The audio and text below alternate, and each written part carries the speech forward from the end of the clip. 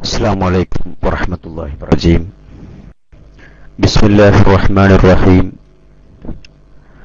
الحمد لله رب العالمين، والصلاة والسلام على أشرف المرسلين وعلى آله وصحبه أجمعين، أما بعد. റബ്ബ് സുബ്ഹാനഹു വ തആല നമ്മുടെ സർവ്വ പ്രവർത്തനങ്ങളെയും നമുക്കിരു ലോകത്തും ഉപകരിക്കുന്ന അമലും സ്വാലിഹായി നമ്മിൽ സ്വീകരിക്കട്ടെ. നമുക്കും നമ്മുടെ അഹ്ലുകാർക്കും നമ്മുടെ ഉസ്താദുമാർക്കും നമ്മോട് ബന്ധമുള്ള സർവ്വ മുഅ്മിനീങ്ങൾക്കും അല്ലാഹു അവന്റെ എല്ലാവിധ റഹ്മത്തും സലാമത്തും ഇരു ലോകത്തും നൽകി അനുഗ്രഹിക്കട്ടെ. ബഹുമാന്യരായ ശ്രോതാക്കളെ, വളരെ ശ്രദ്ധേയമായ അതോടുകൂടി വളരെ പഠനാർഹമായ ഒരു മസ്അല ചർച്ചയ്ക്ക് ശേഷം, ക്ലാസിന് ശേഷം നാം പതിവനുസരിച്ച് ചെയ്തുകൊണ്ടിരിക്കുന്ന ആദർശ പഠന സെഷനിലാണ് നാം ഒത്തുകൂടിയിട്ടുള്ളത്. ഇന്ന് നമ്മുടെ ഓർഡർ അനുസരിച്ച് ചർച്ച ചെയ്യേണ്ടത് മദ്ഹബുകൾ എന്ന വിഷയത്തിലുള്ള കഴിഞ്ഞ ചർച്ചയുടെ ബാക്കിയായിരുന്നു. ഇൻഷാ അല്ലാഹ് തുടർച്ചയായി ഒറ്റ വിഷയം തന്നെ ഇങ്ങനെ ചർച്ച ചെയ്യുമ്പോൾ സംസാരിച്ചു കൊണ്ടിരിക്കുമ്പോൾ ഉണ്ടാകുന്ന പൊതുവെയുള്ള ആ ഒരു മടുപ്പ് അതൊഴിവാക്കുന്നതിന് വേണ്ടിയും കൂട്ടത്തിൽ നാം ഒക്കെ അറിഞ്ഞിരിക്കേണ്ടുന്ന വിഷയം എന്ന നിലക്കും ചിലപ്പോഴൊക്കെ മറ്റെന്തെങ്കിലും വിഷയത്തെക്കുറിച്ച് സംസാരിക്കൽ അത് നന്നായിരിക്കുമെന്നാണ് ഞാൻ മനസ്സിലാക്കുന്നത്. അതിന്റെ അടിസ്ഥാനത്തിൽ ഇൻഷാ അല്ലാഹ് നാം കഴിഞ്ഞ ക്ലാസ്സിൽ ചർച്ച ചെയ്ത മദ്ഹബ് തഖ്ലീദ് എന്ന വിഷയത്തിന്റെ ബാക്കി ഭാഗം സംസാരിക്കാനല്ല ഇന്ന് ഞാൻ ഉദ്ദേശിക്കുന്നത്.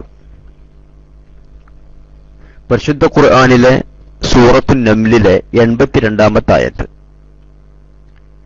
ഈ ആയത്തുമായി ബന്ധപ്പെട്ട ചില വിഷയങ്ങളെക്കുറിച്ച് ഇൻഷാ അല്ലാഹ് നമുക്ക് സംസാരിക്കാം. وَإِذَا وَقَعَ الْقَوْلُ عَلَيْهِمْ أَخْرَجْنَا لَهُمْ دَابَّةً مِنَ الْأَرْضِ تُكَلِّمُهُمْ أَنَّ النَّاسَ كَانُوا بِآيَاتِنَا لَا يُوقِنُونَ. ഇതാണ് സൂറത്തുൻ നംലിലെ 82-ാമത്തെ ആയത്ത്.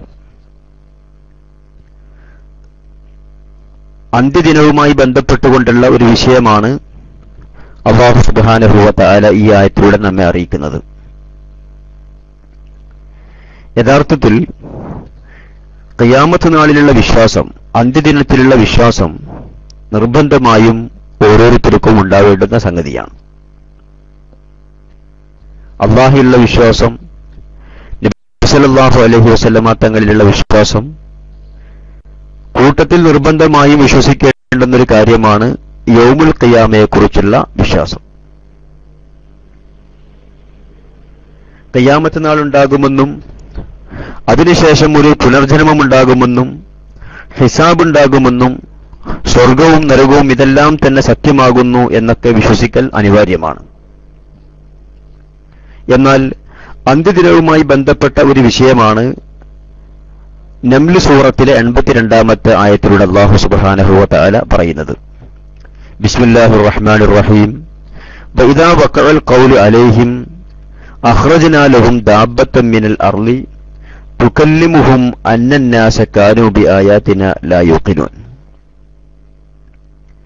ഖിയാമത്ത് നാൾ സംബന്ധമായിക്കൊണ്ടുള്ള വിവരം, അത് സംബന്ധമായിക്കൊണ്ടുള്ള വിശ്വാസം അനിവാര്യമാണെങ്കിലും ഖിയാമത്ത് നാളിന്റെ അന്ത്യദിനത്തിന്റെ അടയാളങ്ങളെക്കുറിച്ചും അതിന്റെ വിശദ വിവരണങ്ങളെക്കുറിച്ചും അറിയൽ, ഖിയാമത്ത് നാളിനെക്കുറിച്ചുള്ള വിശ്വാസം ഉണ്ടാവൽ അനിവാര്യമായതുപോലെ ഉണ്ടാവൽ നിർബന്ധമായ സംഗതിയല്ല.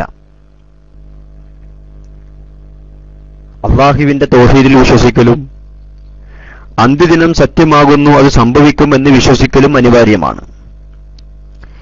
ഈ രണ്ട് വിശ്വാസങ്ങളും അതുപോലെയുള്ള നിർബന്ധമായ വിശ്വാസങ്ങളും ഇല്ലെങ്കിൽ തീർച്ചയായും ദീനിൽ നിന്ന് പുറത്തു പോകും. എന്നാൽ ഖിയാമത്ത് നാളുമായി ബന്ധപ്പെട്ട അധിക വിവരണങ്ങൾ, ഈ അധിക വിവരണങ്ങളെക്കുറിച്ച് ഒരാൾക്കറിയാത്തതുകൊണ്ടോ അതല്ലെങ്കിൽ അതിലെന്തെങ്കിലും വിശ്വാസ വൈകല്യങ്ങൾ ഉണ്ടായതുകൊണ്ടോ അവൻ ഇസ്ലാമിൽ നിന്ന് പുറത്തു പോവുകയില്ല, ദീനിൽ നിന്ന് പുറത്തു പോവുകയില്ല എന്നതാണ് മഹാന്മാരാകുന്ന ഇമാമുമാർ രേഖപ്പെടുത്തുന്നത്. മാത്രമല്ല ഖിയാമത്ത് നാളിന്റെ അടയാളങ്ങളുമായി ബന്ധപ്പെട്ട കാര്യങ്ങൾ, ഖിയാമത്ത് നാളിൽ വിശ്വസിക്കൽ നിർബന്ധമായതുപോലെ അറിയൽ നിർബന്ധമായതുപോലെ നിർബന്ധമായൊരു വിഷയമല്ല. ഖിയാമത്ത് നാളിന്റെ അടയാളങ്ങളുമായി ബന്ധപ്പെട്ട് ഇപ്പൊ ദജ്ജാലിന്റെ പുറപ്പാട്, യഅ്ജൂജ് മഅ്ജൂജ്, ഈസാ അലൈഹിസ്സലാമിന്റെ ഇറക്കം, അതുപോലെ തന്നെ ഒരു പുക പ്രത്യക്ഷപ്പെടൽ, ഇങ്ങനെയുള്ള പല സംഗതികളുമുണ്ട്. ഇതെല്ലാം വിശ്വസിക്കൽ നിർബന്ധമായ കാര്യങ്ങളാകുന്നു എന്ന് നമ്മുടെ ഇമാംമാർ അഖീദയുടെ കിതാബുകളൊന്നും തന്നെ പഠിപ്പിക്കുന്നില്ല. വിശ്വസിക്കൽ നിർബന്ധമുള്ള കാര്യങ്ങളല്ലെങ്കിലും എന്ന് പറഞ്ഞാൽ ഇതിന് നിഷേധിക്കാം, തള്ളിക്കളയാം എന്നല്ല ഈ പറയുന്നത്. ഒരു മനുഷ്യൻ മുഅ്മിനായിക്കൊണ്ട് ഒരു മനുഷ്യനെ പരിഗണിക്കണമെങ്കിൽ തീർച്ചയായും അള്ളാഹു ഏകനാകുന്നു എന്ന് വിശ്വസിച്ചിരിക്കണം, ഖിയാമത്ത് നാൾ സംഭവിക്കുമെന്ന് വിശ്വസിച്ചിരിക്കണം. എന്നാൽ ഇതേ രൂപത്തിൽ അറിയൽ നിർബന്ധമുള്ള വിഷയമല്ല ഖിയാമത്ത് നാളുമായി ബന്ധപ്പെട്ട അധിക വിവരങ്ങൾ, അതിന്റെ അടയാളങ്ങളെക്കുറിച്ച്. അതൊന്നും അറിയൽ നിർബന്ധമായ വിഷയങ്ങളല്ല. പക്ഷെ അറിയൽ നിർബന്ധമായ വിഷയങ്ങളല്ല എങ്കിലും നബി സല്ലല്ലാഹു അലൈഹി വസല്ലമ തങ്ങൾ പഠിപ്പിച്ച കാര്യങ്ങളാണല്ലോ, പരിശുദ്ധ ദീനിലുള്ള സംഗതികളാണല്ലോ. അതിനെക്കുറിച്ചെല്ലാം നാം അറിഞ്ഞിരിക്കേണ്ടതുണ്ട്. പലപ്പോഴും സ്വർഗത്തെക്കുറിച്ച് നാം പറയാറുണ്ട്, പ്രസംഗിക്കാറുണ്ട്. അതുപോലെ തന്നെ നരകത്തെക്കുറിച്ചും ഖബറിലെ ശിക്ഷകളെക്കുറിച്ചെല്ലാം തന്നെ നാം പറയാറുണ്ട്. എന്നാൽ പലപ്പോഴും നമുക്ക് അറിയാതെ പോകുന്ന, ചർച്ച ചെയ്യാതെ പോകുന്ന പല വിഷയങ്ങളുമുണ്ട്. കൂട്ടത്തിൽപ്പെട്ടൊരു വിഷയമാണ് ഖിയാമത്ത് നാളിന്റെ അടയാളവുമായി ബന്ധപ്പെട്ട പല കാര്യങ്ങളും. നാം എല്ലാവരും മദ്രസയിൽ പഠിക്കുന്ന സമയത്ത് ഖിയാമത്ത് നാളിന്റെ പ്രധാനപ്പെട്ട 10 അടയാളങ്ങളെക്കുറിച്ച് പഠിച്ചു. കൂട്ടത്തിൽ ബഹുമാനപ്പെട്ട ഈസാ നബി അലൈഹി സ്വലാത്തു വസ്സലാം ഇറങ്ങി വരുമെന്നും കുരിശ് ഉടക്കുമെന്നും അതുപോലെ തന്നെ സർവ്വ ക്രിസ്ത്യാനികളെയും പരിശുദ്ധമായ തൗഹീദിലേക്ക് ക്ഷണിക്കുമെന്നും നിങ്ങൾ പറയുന്നത് പോലെ ഞാൻ ക്രൂശിക്കപ്പെട്ടിട്ടില്ല എന്ന് ഈസാ നബി അലൈഹി സ്വലാത്തു വസ്സലാം അവരോട് പറയുമെന്നുമെല്ലാം തന്നെ ഹദീസുകളിലും ചരിത്രങ്ങളിലും കാണാം. ഇങ്ങനെ ഖിയാമത്ത് നാളുമായി ബന്ധപ്പെട്ട ഒരു പ്രധാനപ്പെട്ട അടയാളമാണ് ദാബത്തുൽ അർള് എന്ന മൃഗത്തിന്റെ പുറപ്പാട്. ഇതിനെക്കുറിച്ചാണ് നംല് സൂറത്തിലെ 82-ാമത്തെ ആയത്തിൽ അല്ലാഹു തആല പറയുന്നത്. നബി സല്ലല്ലാഹു അലൈഹി വസല്ലം തങ്ങളുടെ അടുക്കൽ മനുഷ്യരൂപത്തിൽ ജിബ്രീൽ അലൈഹി സ്വലാത്തു വസ്സലാം വരികയും പല കാര്യങ്ങളെക്കുറിച്ചും ചോദിക്കുകയും ചോദ്യങ്ങൾക്കെല്ലാം നബി തങ്ങൾ മറുപടി പറയുമ്പോൾ ആ മറുപടി ബഹുമാനപ്പെട്ട ജിബ്രീൽ അലൈഹി സ്വലാത്തു വസ്സലാം ശരിവെക്കുകയും ചെയ്തുകൊണ്ടുള്ള ഹദീസ്, ആ സംഭവം പറയുന്ന ഹദീസിന്റെ കിതാബുകളെല്ലാം പ്രസിദ്ധമാണ്. ബഹുമാനപ്പെട്ട ഇമാം മുസ്ലിം റളിയല്ലാഹു അൻഹുവും അതുപോലെ തന്നെ പല മുഹദ്ദിസീങ്ങളും അവരുടെ കിതാബുകളിൽ ഈ സംഭവം റിപ്പോർട്ട് ചെയ്യുന്നുണ്ട്. അഥവാ നബി സല്ലല്ലാഹു അലൈഹി വസല്ലം തങ്ങളുടെ അടുത്ത് സഹാബിമാരെല്ലാം തന്നെ ഉള്ള പല സഹാബിമാരും ഉള്ള ഒരു സദസ്സായിരുന്നു. ബഹുമാനപ്പെട്ട മലക്ക് ജിബ്രീൽ അലൈഹി സ്വലാത്തു വസ്സലാം വന്നിട്ട് നബി തങ്ങളോട് ചോദിച്ചു, ഈമാൻ എന്താണെന്ന് ചോദിച്ചു, ഇസ്ലാം എന്താണെന്ന് ചോദിച്ചു, ഇഹ്സാനെ കുറിച്ച് ചോദിച്ചു. നബി തങ്ങൾ ഇതിനൊക്കെ മറുപടി പറഞ്ഞപ്പോ ഓരോ മറുപടിക്കും ബഹുമാനപ്പെട്ട ജിബ്രീൽ അലൈഹി സ്വലാത്തു വസ്സലാം പറഞ്ഞ കാര്യം ശരിയാകുന്നു എന്ന രൂപത്തിൽ മറുപടി പറയുന്നു. കൂട്ടത്തിൽ ബഹുമാനപ്പെട്ട ജിബ്രീൽ അലൈഹി സ്വലാത്തു വസ്സലാം നബി തങ്ങളോട് ചോദിച്ചൊരു ചോദ്യമാണ്, എപ്പോഴാണ് ഖിയാമത്ത് നാൾ സംഭവിക്കുക എന്ന്. ഖിയാമത്ത് നാൾ എപ്പോൾ സംഭവിക്കുമെന്ന് ബഹുമാനപ്പെട്ട റസൂലിനോട് മലക്ക് ചോദിച്ചപ്പോൾ നബി തങ്ങളുടെ മറുപടി ഹദീസുകളിൽ കാണാം, മൽ മസ്ഊലു അൻഹാ ബി അഅലമ മിനസ് സായിലി. ഇതിൽ ചോദിക്കപ്പെട്ട ഞാനും ചോദിച്ച നിങ്ങളും ഈ വിഷയത്തിൽ സമന്മാരാകുന്നു എന്ന്. അഥവാ ഖിയാമത്ത് നാളിനെ കുറിച്ച്, ഖിയാമത്ത് നാൾ എന്ന് സംഭവിക്കുമെന്നതിനെ കുറിച്ച് നിങ്ങൾക്കും എനിക്കുമുള്ള വിവരം രണ്ടും സമമാകുന്നു. അഥവാ എനിക്കറിയാത്തതുപോലെ തന്നെ നിങ്ങൾക്കും അറിയില്ല, അതല്ലെങ്കിൽ നിങ്ങൾക്കറിയാത്തതുപോലെ തന്നെ ആ കാര്യം എനിക്കും അറിയില്ല എന്ന് നബി സല്ലല്ലാഹു അലൈഹി വസല്ലമ തങ്ങൾ മറുപടി പറഞ്ഞപ്പോ ബഹുമാനപ്പെട്ട മലക്ക് നബി തങ്ങളോട് അതിന്റെ അശ്റാത്തിനെ കുറിച്ച്, അതിന്റെ അടയാളങ്ങളെ കുറിച്ച് ചോദിച്ചു. അടയാളങ്ങളെക്കുറിച്ച് ചോദിച്ചപ്പോൾ നബി സല്ലല്ലാഹു അലൈഹി വസല്ലമ തങ്ങൾ അതിന് മറുപടി പറയുകയും ചെയ്തു. ചുരുക്കത്തിൽ ഇവിടെ സംഭവിക്കാനിരിക്കുന്ന മുസ്ലിമീങ്ങൾ നിർബന്ധമായി വിശ്വസിക്കേണ്ടുന്ന ഖിയാമത്ത് നാൾ, അന്ത്യദിനം, ഈ അന്ത്യദിനത്തിന്റെ മുമ്പായി വലുതും ചെറുതുമായ പല അടയാളങ്ങളും അല്ലാഹു സുബ്ഹാനഹു വ തആല ഈ ലോകത്ത്, ഈ ദുനിയാവിൽ കാണിക്കും. പലതരത്തിലുമുള്ള അടയാളങ്ങളും കാണിക്കും. ഇങ്ങനെയുള്ള അടയാളങ്ങൾ എന്തിനു വേണ്ടി? ബഹുമാനപ്പെട്ട ഇമാം ഖുർത്തുബി റളിയല്ലാഹു അൻഹു അവിടുത്തെ പ്രസിദ്ധമായ അത്തദ്കിറ എന്ന ഗ്രന്ഥത്തിൽ ഇത് സംബന്ധമായി കൊണ്ട് പറയുന്നു, വൽ ഹിക്മത്തു ഫീ തഖ്ദീമിൽ അശ്റാത്തി വദലാലത്തിൻ നാസി അലൈഹാ തൻബീഹുൻ നാസി മിൻ റഖദതിഹിം വഹസ്സിഹിം അലൽ ഇഹ്തിയാതി ലിഅൻഫുസിഹിം. ഖിയാമത്ത് നാളിന്റെ മുമ്പായിക്കൊണ്ട്, അന്ത്യദിനം സംഭവിക്കുന്നതിന് മുമ്പായിക്കൊണ്ട് അല്ലാഹു തആല ഇവിടെ കാണിക്കുന്ന പല ഇബാദത്തിനെ കുറിച്ചുള്ള ആ ഓഫലത്തിൽ നിന്ന്, ശ്രദ്ധയില്ലായ്മയിൽ നിന്ന് ജനങ്ങളെ തൻബീഹ് ചെയ്ത് അവരെ ഉണർത്തി, ജനങ്ങളുടെ അശ്രദ്ധയിൽ നിന്നും ജനങ്ങളെ ഉണർത്തി ഇബാദത്തിന്റെയും തൗബയുടെയും കാര്യം ജനങ്ങൾക്ക് ഉണർത്തി കൊടുക്കുവാൻ വേണ്ടിയാണ് അല്ലാഹു സുബ്ഹാനഹു വ തആല ഖിയാമത്ത് നാളിന് മുമ്പായിക്കൊണ്ട് പല അടയാളങ്ങളും കാണിക്കുന്നത്. ഇവിടെ അല്ലാഹു സുബ്ഹാനഹു വ തആല അടിമകളോട് കാണിക്കുന്ന റഹ്മത്ത്, അല്ലാഹുവിന്റെ റഅഫത്ത്, അതും കൂടി നാം ഇവിടെ മനസ്സിലാക്കേണ്ടതുണ്ട്. ഖിയാമത്ത് നാൾ സംഭവിക്കലോടുകൂടി, അതല്ലെങ്കിൽ ഖിയാമത്ത് നാളിന്റെ അവസാനത്തെ അടയാളമാകുന്ന സൂര്യൻ പടിഞ്ഞാറ് നിന്ന് ഉദിക്കുക എന്ന കാര്യം സംഭവിക്കലോടുകൂടി തൗബയും ഇസ്തിഗ്ഫാറും അല്ലാഹു സ്വീകരിക്കുകയില്ല. അതോടുകൂടി തൗബ അവസാനിച്ചു. എന്നാൽ തൗബ അവസാനിക്കുന്നതിന് മുമ്പായിക്കൊണ്ട് ജനങ്ങൾക്കുള്ള അവസരം എന്ന നിലക്കാണ് വീണ്ടും വീണ്ടും ചില മുന്നറിയിപ്പുകൾ അല്ലാഹു തആല അടിമകൾക്ക് നൽകിക്കൊണ്ടിരിക്കുന്നത്. അഥവാ തെറ്റുകൾ സംഭവിച്ച ജനങ്ങൾ, അടിമകൾ അവരുടെ തെറ്റുകളിൽ നിന്ന് മോചിതരാകുവാനുള്ള പല സന്ദർഭങ്ങളാണ്, അവസരങ്ങളാണ് അല്ലാഹു സുബ്ഹാനഹു വ തആല ഈ അടയാളങ്ങളിലൂടെ അവരെ അറിയിച്ചുകൊണ്ടിരിക്കുന്നത്. അല്ലാഹുവിന്റെ ഒരു വലിയ സ്നേഹം, ഒരു റഹ്മത്ത്, അതാണ് നമുക്ക് ഇവിടെ മനസ്സിലാക്കാൻ കഴിയുന്നത്. ഇങ്ങനെ ഖിയാമത്ത് നാളിന്റെ മുമ്പ് പല അടയാളങ്ങളും സംഭവിക്കുമെന്ന് ഹദീസുകളിൽ കാണാം. അതിൽ പ്രധാനപ്പെട്ട പല അടയാളങ്ങളുമുണ്ട്. ദജ്ജാലിന്റെ പുറപ്പാട്, ഈസാ നബി അലൈഹി സ്വലാത്തു വസ്സലാമിന്റെ ഇറക്കം, ഈസാ നബി അലൈഹി സ്വലാത്തു വസ്സലാം ദജ്ജാലിനെ കൊല്ലൽ, യഅ്ജൂജ് മഅ്ജൂജിന്റെ പുറപ്പെടൽ, ദാബത്തുൽ അർളിന്റെ പുറപ്പെടൽ, അതുപോലെ തന്നെ അവസാനമായിക്കൊണ്ട് കിഴക്കു നിന്നും ഉദിക്കുന്ന സൂര്യൻ അതിന്റെ പതിവ് തെറ്റിച്ചുകൊണ്ട് പടിഞ്ഞാറ് നിന്നും ഉദിക്കൽ. ഇതൊക്കെ ഖിയാമത്ത് നാളിന്റെ പ്രധാനപ്പെട്ട അടയാളങ്ങളാണ്.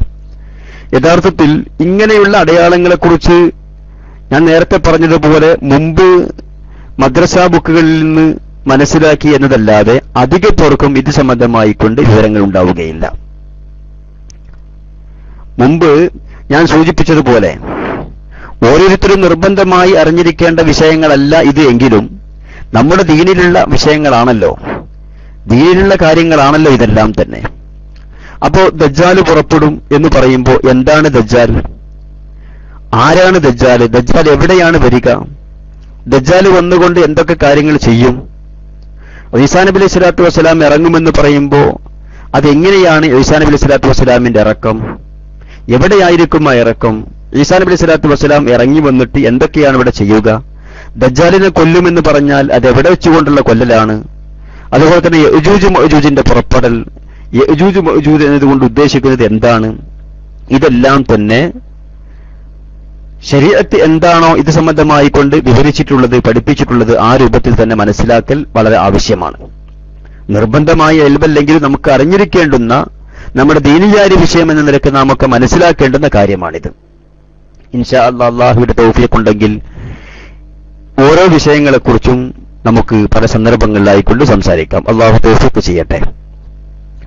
സൂറത്തുൽ നംലിലെ 82-ാമത്തെ ആയത്തിലൂടെ അല്ലാഹു തആല പറയുന്നത്, ഖിയാമത്ത് നാളിന്റെ അടയാളങ്ങളിൽ നിന്നും അവസാനത്തെ അടയാളമാകുന്ന സൂര്യൻ പടിഞ്ഞാറ് നിന്ന് ഉദിക്കുക എന്ന അടയാളത്തിന്റെ തൊട്ടു മുമ്പായിക്കൊണ്ട് സംഭവിക്കുന്ന ദാബത്തുൽ അർളിന്റെ പുറപ്പെടലിനെ കുറിച്ചാണ്. ഖിയാമത്ത് നാളിന്റെ വലിയ അടയാളങ്ങൾക്ക് പുറമെ അതിനു മുമ്പായിക്കൊണ്ടുണ്ടാകുന്ന പല ചെറിയ ചെറിയ അടയാളങ്ങളെക്കുറിച്ചും ഹദീസിൽ കാണാം. ആലിമ്യങ്ങൾ മരണപ്പെട്ടു പോവുക, അതുപോലെ തന്നെ വ്യഭിചാരവും മദ്യപാനവും ലോകത്ത് വർദ്ധിക്കുക, വലഅനു ആഖിറു ഹാദിഹിൽ ഉമ്മത്തി അവ്വലഹ, ഈ ഉമ്മത്തിലെ അവസാനത്തെ ആളുകൾ മുൻകഴിഞ്ഞു പോയ ആളുകളെ ശപിക്കുക, മുൻഗാമികളായ ആളുകളെ ശപിക്കുക. നമ്മുടെ വഹാബികളും മൗദൂദികളും എല്ലാം ചെയ്യുന്നത് പോലെ. നമ്മുടെ മഹാന്മാരാകുന്ന ഇമാമാർക്കൊന്നും തൗഹീദ് മനസ്സിലായിട്ടില്ല. അവർക്കൊന്നും സുന്നത്തും ബിദ്അത്തും വേർതിരിച്ച് മനസ്സിലാക്കാൻ കഴിഞ്ഞിട്ടില്ല. അതുകൊണ്ട് തന്നെ പല ബിദ്അത്തും പല ശിർക്കുകളും വിശ്വസിക്കുകയും പ്രവർത്തിക്കുകയും ചെയ്തവരായിരുന്നവരെല്ലാം. എന്നിങ്ങനെ ശേഷക്കാരാകുന്ന ആളുകൾ, അവസാന കാലക്കാർ, മുൻഗാമികളായ ആളുകളെ ആക്ഷേപിക്കുക. ഇതും ഖിയാമത്ത് നാളിന്റെ ഒരു അടയാളമാണ്. എന്നാൽ പ്രധാനപ്പെട്ട അടയാളങ്ങൾക്ക് ഒരു തർത്തീബ്, ഒരു ഓർഡർ മഹാന്മാരാകുന്ന ഇമാമാർ വിശദീകരിക്കുന്നുണ്ട്. ഖിയാമത്ത് നാളിന്റെ പ്രധാനപ്പെട്ട അടയാളങ്ങളിൽ ഒന്നാമത്തെ അടയാളം, പ്രഥമമായിക്കൊണ്ട് സംഭവിക്കുന്ന അടയാളം ദജ്ജാലിന്റെ പുറപ്പെടലാണ്. ദജ്ജാൽ പുറപ്പെടുക, ദജ്ജാൽ പ്രത്യക്ഷപ്പെടുക. ദജ്ജാൽ പ്രത്യക്ഷപ്പെട്ടു. അതിനുശേഷം ഈസാ നബി അലൈഹി സ്വലാത്തു വസ്സലാം ഇറങ്ങി വരും. ഈസാ നബി അലൈഹി സ്വലാത്തു വസ്സലാം ദജ്ജാലിനെ കൊല്ലും. ഇത് രണ്ടാമത്തെ പ്രധാനപ്പെട്ട അടയാളമാണ്. മൂന്നാമതായിക്കൊണ്ട് സംഭവിക്കുന്നത് യഅ്ജൂജ് മഅ്ജൂജ് എന്ന സംഘം. യഅ്ജൂജ് മഅ്ജൂജ് പുറപ്പെട്ട് ഒരുപാട് വർഷങ്ങൾക്ക് ശേഷമാണ് ദാബത്തുൽ അർളിന്റെ പുറപ്പാട്. ദാബത്തുൽ അർള് പുറപ്പെട്ടതിന് ശേഷം, ദാബത്തുൽ അർള് വന്നതിന് ശേഷം പിന്നെ അവസാനമായിക്കൊണ്ട് സംഭവിക്കുന്നത് സൂര്യൻ പടിഞ്ഞാറ് ഉദിക്കുക എന്നതാണ്. ഈ ദാബത്തുൽ അർള് പുറപ്പെട്ടു, ദാബത്തുൽ അർള് ലോകത്ത് വന്നു. അതിനുശേഷം പിന്നെ ഒരുപാട് സമയം ഉണ്ടാവുകയില്ല. അതിന് തൊട്ടുടനെയായിക്കൊണ്ട് തന്നെ സൂര്യൻ പടിഞ്ഞാറുന്ന് ഉദിക്കും. സൂര്യൻ ഉടനെ തന്നെ ഖിയാമത്ത് നാൾ സംഭവിക്കും. ഇങ്ങനെ ഖിയാമത്ത് നാളിന്റെ അടയാളങ്ങളെക്കുറിച്ച്, പ്രധാനപ്പെട്ട അടയാളങ്ങളെക്കുറിച്ചാണെങ്കിലും ചെറിയ അടയാളങ്ങളെക്കുറിച്ചാണെങ്കിലും ചർച്ച ചെയ്യുമ്പോൾ ഇവിടെ നാം മനസ്സിലാക്കേണ്ടുന്ന ഒരു കാര്യമുണ്ട്. ഇത് തീർച്ചയായും ഒരു ഇമാമിന്റെ, ഒരു ആലിമിന്റെ ഗവേഷണം കൊണ്ട്, ഇജ്തിഹാദ് കൊണ്ട് ലഭിക്കുന്ന വിഷയങ്ങളല്ല. ഇതൊന്നും ഒരു ആലിമിന്റെ ഗവേഷണം കൊണ്ട്, ഒരു ഇമാമിന്റെ ഗവേഷണം കൊണ്ട്, ഇജ്തിഹാദ് കൊണ്ട് ലഭിക്കുന്ന വിഷയങ്ങളല്ല. അല്ലാഹു സുബ്ഹാനഹു വ തആല അവന്റെ അമ്പിയാക്കന്മാർക്ക് വഹയിലൂടെ അറിയിച്ചു കൊടുക്കുന്നതിന്റെ അടിസ്ഥാനത്തിൽ മാത്രം ലഭിക്കുന്ന കാര്യങ്ങളാണ് ഇത്തരം സംഗതികൾ. ഇപ്പൊ ഖബറിൽ സംഭവിക്കുന്ന അദാബുകൾ, ഖബറിലുണ്ടാകുന്ന അനുഗ്രഹങ്ങൾ, മഹ്ശറിലുണ്ടാകുന്ന വിവിധ രംഗങ്ങൾ, സ്വർഗത്തിലും നരകത്തിലും ഉണ്ടാകുന്ന വിവിധ അവസ്ഥകൾ, ഇതെല്ലാം തന്നെ വെറും വഹയിനെ മാത്രം അടിസ്ഥാനപ്പെടുത്തി മനസ്സിലാക്കേണ്ടുന്ന, വിവരിക്കേണ്ടുന്ന സംഗതികളാണ്. അങ്ങനെ വരുമ്പോ ഖിയാമത്ത് നാളിന്റെ അടയാളങ്ങളിൽ പ്രധാനപ്പെട്ട അടയാളങ്ങളാകുന്ന ദാബത്തുൽ അർളിനെ കുറിച്ചാണെങ്കിലും യഅ്ജൂജ് മഅ്ജൂജിനെ കുറിച്ചാണെങ്കിലും നുസൂൽ ഈസാ അലൈഹിസ്സലാത്തു വസ്സലാമിന്റെ പുനരാഗമനത്തെക്കുറിച്ചാണെങ്കിലും ദജ്ജാലിനെ കൊല്ലലിനെ കുറിച്ചാണെങ്കിലും ഏത് വിഷയമാണെങ്കിലും ഹദീസുകളിൽ വഹയിന്റെ അടിസ്ഥാനത്തിലുള്ള വിവരണങ്ങളിൽ എന്താണോ ഉള്ളത് അത് മാത്രമേ നമുക്ക് പറയാനും വിശ്വസിക്കാനും പറ്റൂ. അതിലപ്പുറമുള്ള ഒരു ധാരണകൾ ഈ വിഷയത്തിൽ ഒട്ടും പ്രസക്തമല്ല. ഒരു ഇമാമിന്റെ ഇജ്തിഹാദ് കടന്നു വരുന്ന വിഷയമല്ല തീർച്ചയായും ഇത്തരം സംഗതികൾ. അതുകൊണ്ട് തന്നെ അതെ, മഹ്ദി ഇമാമിന്റെ പുറപ്പാട്, മഹ്ദി ഇമാമിന്റെ കാര്യം അങ്ങനെ തന്നെ. അപ്പൊ ഇതെല്ലാം തന്നെ, ഇത്തരം സംഗതികളൊക്കെ പറയുമ്പോൾ ഹദീസിൽ എന്ത് പറഞ്ഞിട്ടുണ്ട്, അതുപോലെ തന്നെ ആയത്തുകളിൽ എന്ത് പറഞ്ഞിട്ടുണ്ട്, ഇത് മാത്രം മനസ്സിലാക്കുകയും ഹദീസുകളിലും ആയത്തുകളിലും വിവരിക്കാത്ത കാര്യങ്ങൾ നമ്മുടെ ഗവേഷണം കൊണ്ടോ ഇജ്തിഹാദ് കൊണ്ടോ ഒന്നും പറയാതെ, ഹദീസിൽ പറയപ്പെടാത്ത, ആയത്തിൽ പറയപ്പെടാത്ത കാര്യങ്ങളെക്കുറിച്ച് നമുക്കൊന്നും അറിയില്ല എന്ന നിലപാട് മാത്രമേ ഈ വിഷയത്തിൽ ശരിയാകൂ. അത് നാം പ്രധാനമായി മനസ്സിലാക്കേണ്ടതുണ്ട്. ഉദാഹരണത്തിന് ഇന്ന് ദാബത്തുൽ അർളിനെ കുറിച്ച് വിശദീകരിക്കണമെന്നാണ് ഞാൻ ഉദ്ദേശിക്കുന്നത്. ഇപ്പൊ ദാബത്തുൽ അർളിനെ കുറിച്ച് പറയുമ്പോൾ ഏറ്റവും പ്രധാനപ്പെട്ട, ഏറ്റവും ആധികാരികമായി ദാബത്തുൽ അർളിന് നൽകിയിട്ടുള്ള വിശദീകരണങ്ങളാണ് ഞാൻ ഇവിടെ നടത്താൻ ഉദ്ദേശിക്കുന്നത്. ഇപ്പൊ ദാബത്തുൽ അർളി എന്നതൊരു മൃഗമാണ്. ഈ മൃഗം അവസാനം എന്ത് സംഭവിക്കും? ഈ മൃഗത്തെ ആരെങ്കിലും കൊല്ലലാണോ? അതല്ല, അത് പ്രകൃതിപരമായി, പ്രകൃതിയുടെ ഭാഗമായിക്കൊണ്ട് സാധാരണ മൃഗങ്ങളൊക്കെ അതിന്റെ ആയുസ് കഴിയുമ്പോൾ മരിക്കുന്നത് പോലെ ഈ ദാബത്തുൽ അർളി എന്ന മൃഗവും മരിച്ചു പോകുമോ? ദാബത്തുൽ അർളി എന്ത് വെള്ളമാണ് കുടിക്കുക? അതിന്റെ ഭക്ഷണം എന്താണ്? അതിന്റെ ഉറക്കം എവിടെ കിടന്നുകൊണ്ടാണ്? ഇത്തരം സംഗതികളൊക്കെ നാം ഓരോന്നും ഒരുപക്ഷെ നമുക്കറിയാൻ താല്പര്യമുണ്ടാകും. പക്ഷേ ദാബത്തുൽ അർളിനെ കുറിച്ചാണെങ്കിലും ഇമാം മഹ്ദിയെ കുറിച്ചാണെങ്കിലും ഈസാ നബി അലൈഹി സ്വലാത്തു വസ്സലാമിനെ കുറിച്ചാണെങ്കിലും യഅ്ജൂജ് മഅ്ജൂജിനെ കുറിച്ചാണെങ്കിലും ഹദീസിൽ പറയപ്പെട്ട കാര്യങ്ങൾ, ആയത്തിൽ പറയപ്പെട്ട കാര്യങ്ങൾ അത് വിശ്വസിക്കുക, അതിലപ്പുറമുള്ള കാര്യങ്ങൾ അതിന്റെ ഇൽമിനെ അള്ളാഹുവിലേക്കും റസൂലിലേക്കും തവക്കുലാക്കുക, ഏൽപ്പിക്കുക എന്നത് മാത്രമേ നമുക്ക് ഈ വിഷയത്തിൽ നടക്കൂ. ബഹുമാനപ്പെട്ട അലി ഇബ്നു അബീ ത്വാലിബ് റളിയല്ലാഹു അൻഹുവിൽ നിന്നും ഉദ്ധരിക്കുന്ന ഒരുപാട് ഹദീസുകൾ ഈ വിഷയത്തിലുണ്ട്. ദാബത്തുൽ അർദ് ഒരു മൃഗമാകുന്നു എന്നതാണ് ദാബത്തുൽ അർദിനെ കുറിച്ചുള്ള വിശദീകരണങ്ങളിൽ ഏറ്റവും പ്രധാനപ്പെട്ട ആധികാരികമായ വിശദീകരണം. ഒരു വലിയ മൃഗം, അന്ന തൂലഹ സിത്തൂന ദിറാഅ, 60 മുഴം വലിപ്പമുണ്ട് ദാബത്തുൽ അർദിന് എന്ന് ബഹുമാനപ്പെട്ട ഇമാം റാസി റളിയല്ലാഹു അൻഹു വിശദീകരിക്കുന്നു. 60 മുഴം വലിപ്പമുണ്ട്. ശരിക്കും ളുഹറിന്റെ സമയത്തോട് അടുത്ത സമയത്താണ്, അതായത് പകൽ ഏകദേശം പകുതിയാകുന്ന സമയത്താണ് ദാബത്തുൽ അർദ് പ്രത്യക്ഷപ്പെടുക എന്നും ബഹുമാനപ്പെട്ട ഇമാം റാസി റളിയല്ലാഹു അൻഹു പറയുന്നു. മാത്രമല്ല, ഈ മൃഗം തല പൊക്കിയിട്ടുണ്ടെങ്കിൽ നാം മേൽഭാഗത്ത് കാണുന്ന, ആകാശത്തിന്റെ ഭാഗത്ത് മേഘങ്ങളിലേക്ക് ഇതിന്റെ തല എത്തുന്ന രീതിയിൽ ഇതിന്റെ കഴുത്തിന് വലുപ്പമുണ്ടാകുമെന്നും ബഹുമാനപ്പെട്ട ഇമാം റാസി റളിയല്ലാഹു അൻഹു പറയുന്നുണ്ട്. ഇതിന്റെ വലുപ്പം 60 മുഴം, ഇതിന്റെ നീളം.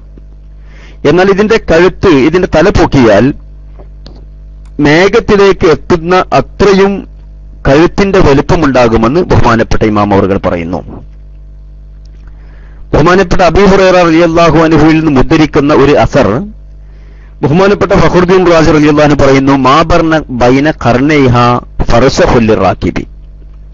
ശരിക്കും ഒരു കുതിരപ്പുറത്ത് സവാരി ചെയ്യുന്ന മനുഷ്യന് സഞ്ചരിക്കാവുന്ന അത്രയും ദൂരം, അഥവാ ഒരു ഫർസഖ് ദൂരം ഈ മൃഗത്തിന്റെ 2 കൊമ്പുകൾക്കിടയിലുണ്ട്. മൃഗത്തിന്റെ 2 കൊമ്പുകൾക്കിടയിൽ ഒരു ഫർസഖ് ദൂരമുണ്ട്. ബഹുമാനപ്പെട്ട ഇമാം റാസി റളിയല്ലാഹു അൻഹുവിന്റെ വിശദീകരണമാണിത്. അപ്പൊ ഇതിന്റെ നീളം 60 മുഴം. ഇത് കഴുത്ത് പൊക്കി പിടിച്ചാൽ ഇതിന്റെ തല ശരിക്കും മേഘത്തിലേക്ക് എത്തുന്ന തരത്തിൽ 2 കൊമ്പുകൾക്കിടയിൽ ഒരു ഫർസഖ് ദൂരം ഉണ്ട് എന്ന് ബഹുമാനപ്പെട്ടവർ പറയുന്നു. അബൂ ഹുറൈറ റളിയല്ലാഹു അൻഹു ഉദ്ധരിക്കുന്ന അസറാണ് ഇതിനെ അടിസ്ഥാനപ്പെടുത്തുന്നത്. അങ്ങനെ ഈ മൃഗം ജനങ്ങളോട് സംസാരിക്കുമെന്ന് ഹദീസുകളിൽ വളരെ വ്യക്തമായി പറഞ്ഞിട്ടുള്ള സംഗതിയാണ്.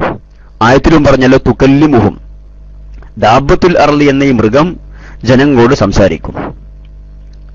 മാത്രമല്ല, ബഹുമാനപ്പെട്ട ഇമാം ഖുർത്തുബി റളിയല്ലാഹു അൻഹു ഈ ആയത്തിനെ വിശദീകരിച്ചുകൊണ്ട് പറയുന്നു, മഅഹ അസാ മൂസ അലൈഹിസ്സലാം, മൂസാ നബി അലൈഹി സ്വലാത്തു വസ്സലാമിന്റെ ആ മുഅ്ജിസത്തിന്റെ വടി ഈ ദാബത്തുൽ അർദിന്റെ കൂടെ ഉണ്ടാകും. അതുപോലെ തന്നെ ഖാതമു സുലൈമാൻ നബി അലൈഹി സ്വലാത്തു വസ്സലാമിന്റെ വളരെ അത്ഭുതങ്ങൾ ഉണ്ടായിരുന്ന ആ മോതിരം, ആ മോതിരവും ഈ ദാബത്തുൽ അർദിന്റെ കൂടെ ഉണ്ടാകും. ദാബത്തുൽ അർദ് എവിടെ പ്രത്യക്ഷപ്പെടും, ദാബത്തുൽ അർദിന്റെ പ്രവർത്തനങ്ങൾ എന്തെല്ലാമാണ്, ഇൻഷാ അല്ലാഹ് നമുക്ക് ഓരോന്നും വിശദീകരിക്കാം. ദാബത്തുൽ അർദിന്റെ വലിപ്പം 60 മുഴമാണെന്നും 2 കൊമ്പുകൾക്കിടയിൽ ഒരു ഫർസഖ് ദൂരമുണ്ട് എന്നും അത് കഴുത്ത് പൊക്കിപ്പിടിച്ചാൽ മേഘത്തിലേക്ക് എത്തുന്ന അത്രയും അതിന്റെ കഴുത്തിന് വലുപ്പമുണ്ട് എന്നെല്ലാം തന്നെ ബഹുമാനപ്പെട്ട ഇമാം റാസി റളിയല്ലാഹു അൻഹു അടുത്ത തഫ്സീറുൽ കബീറിൽ വിവരിക്കുന്നു. ബഹുമാനപ്പെട്ട ഇമാം ഖുർത്തുബി റളിയല്ലാഹു അൻഹു പറയുന്നു, ദാബത്തുൽ അർദിന്റെ കൂടെ മൂസാ നബി അലൈഹി സ്വലാത്തു വസ്സലാമിന്റെ വടിയുണ്ടാകും. അതുപോലെ തന്നെ സുലൈമാൻ നബി അലൈഹി സ്വലാത്തു വസ്സലാമിന്റെ മോതിരവും ഉണ്ടാകും. എന്നിട്ട് ഫതൻകുതു ഫീ വജ്ഹിൽ മുസ്ലിമി ബിഅസാ മൂസ അലൈഹിസ്സലാം നുക്തതൻ ബൈളാ.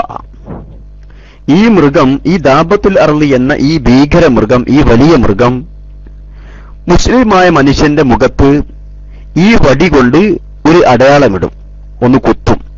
അങ്ങനെ കുത്തുമ്പോ ഈ മുസ്ലിമായ മനുഷ്യന്റെ മുഖത്ത് ഒരു അടയാളം, ഒരു വെളുത്ത അടയാളം പ്രത്യക്ഷപ്പെടും. ഫയബിയഹു വജ്ഹുഹു, മുസ്ലിമീങ്ങളുടെ മുഖമെല്ലാം തന്നെ ഈ കുത്തുകൊണ്ട, ഈ കുത്തേറ്റ മുസ്ലിമിന്റെ മുഖം അത് മുഴുവനായിക്കൊണ്ട് പ്രകാശിക്കും. വതൻകുതു ഫി വജ്ഹിൽ കാഫിരി ബിഖാതമി സുലൈമാൻ അലൈഹിസ്സലാം, ഖാതമു സുലൈമാൻ കൊണ്ട് കാഫിറിന്റെ മുഖത്തിൽ ഈ ദാബത്തുൽ അർള് കുത്തും. ഫയസ്വദ്ദു വജ്ഹുഹു, അതോടുകൂടി കാഫിറിന്റെ മുഖം പരിപൂർണമായും കറുത്തുപോകും. ദാബത്തുൽ അർള് പ്രത്യക്ഷപ്പെടുമ്പോൾ ദാബത്തുൽ അർളിന്റെ കൂടെ മൂസാ നബി അലൈഹി സ്വലാത്തു വസ്സലാമിന്റെ വടിയുണ്ടാകും, അതുപോലെ തന്നെ ഖാത്തമു സുലൈമാനും ഉണ്ടാകും.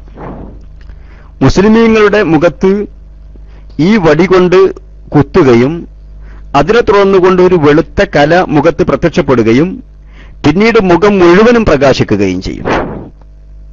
കഅന്നഹ അൽ കൗകബുദ്ദുരി എന്ന് ബഹുമാനപ്പെട്ട ഇമാം ഖുർത്തുബി റളിയല്ലാഹു അൻഹു എടുത്ത ചില കിതാബുകൾ പറയുന്നുണ്ട്.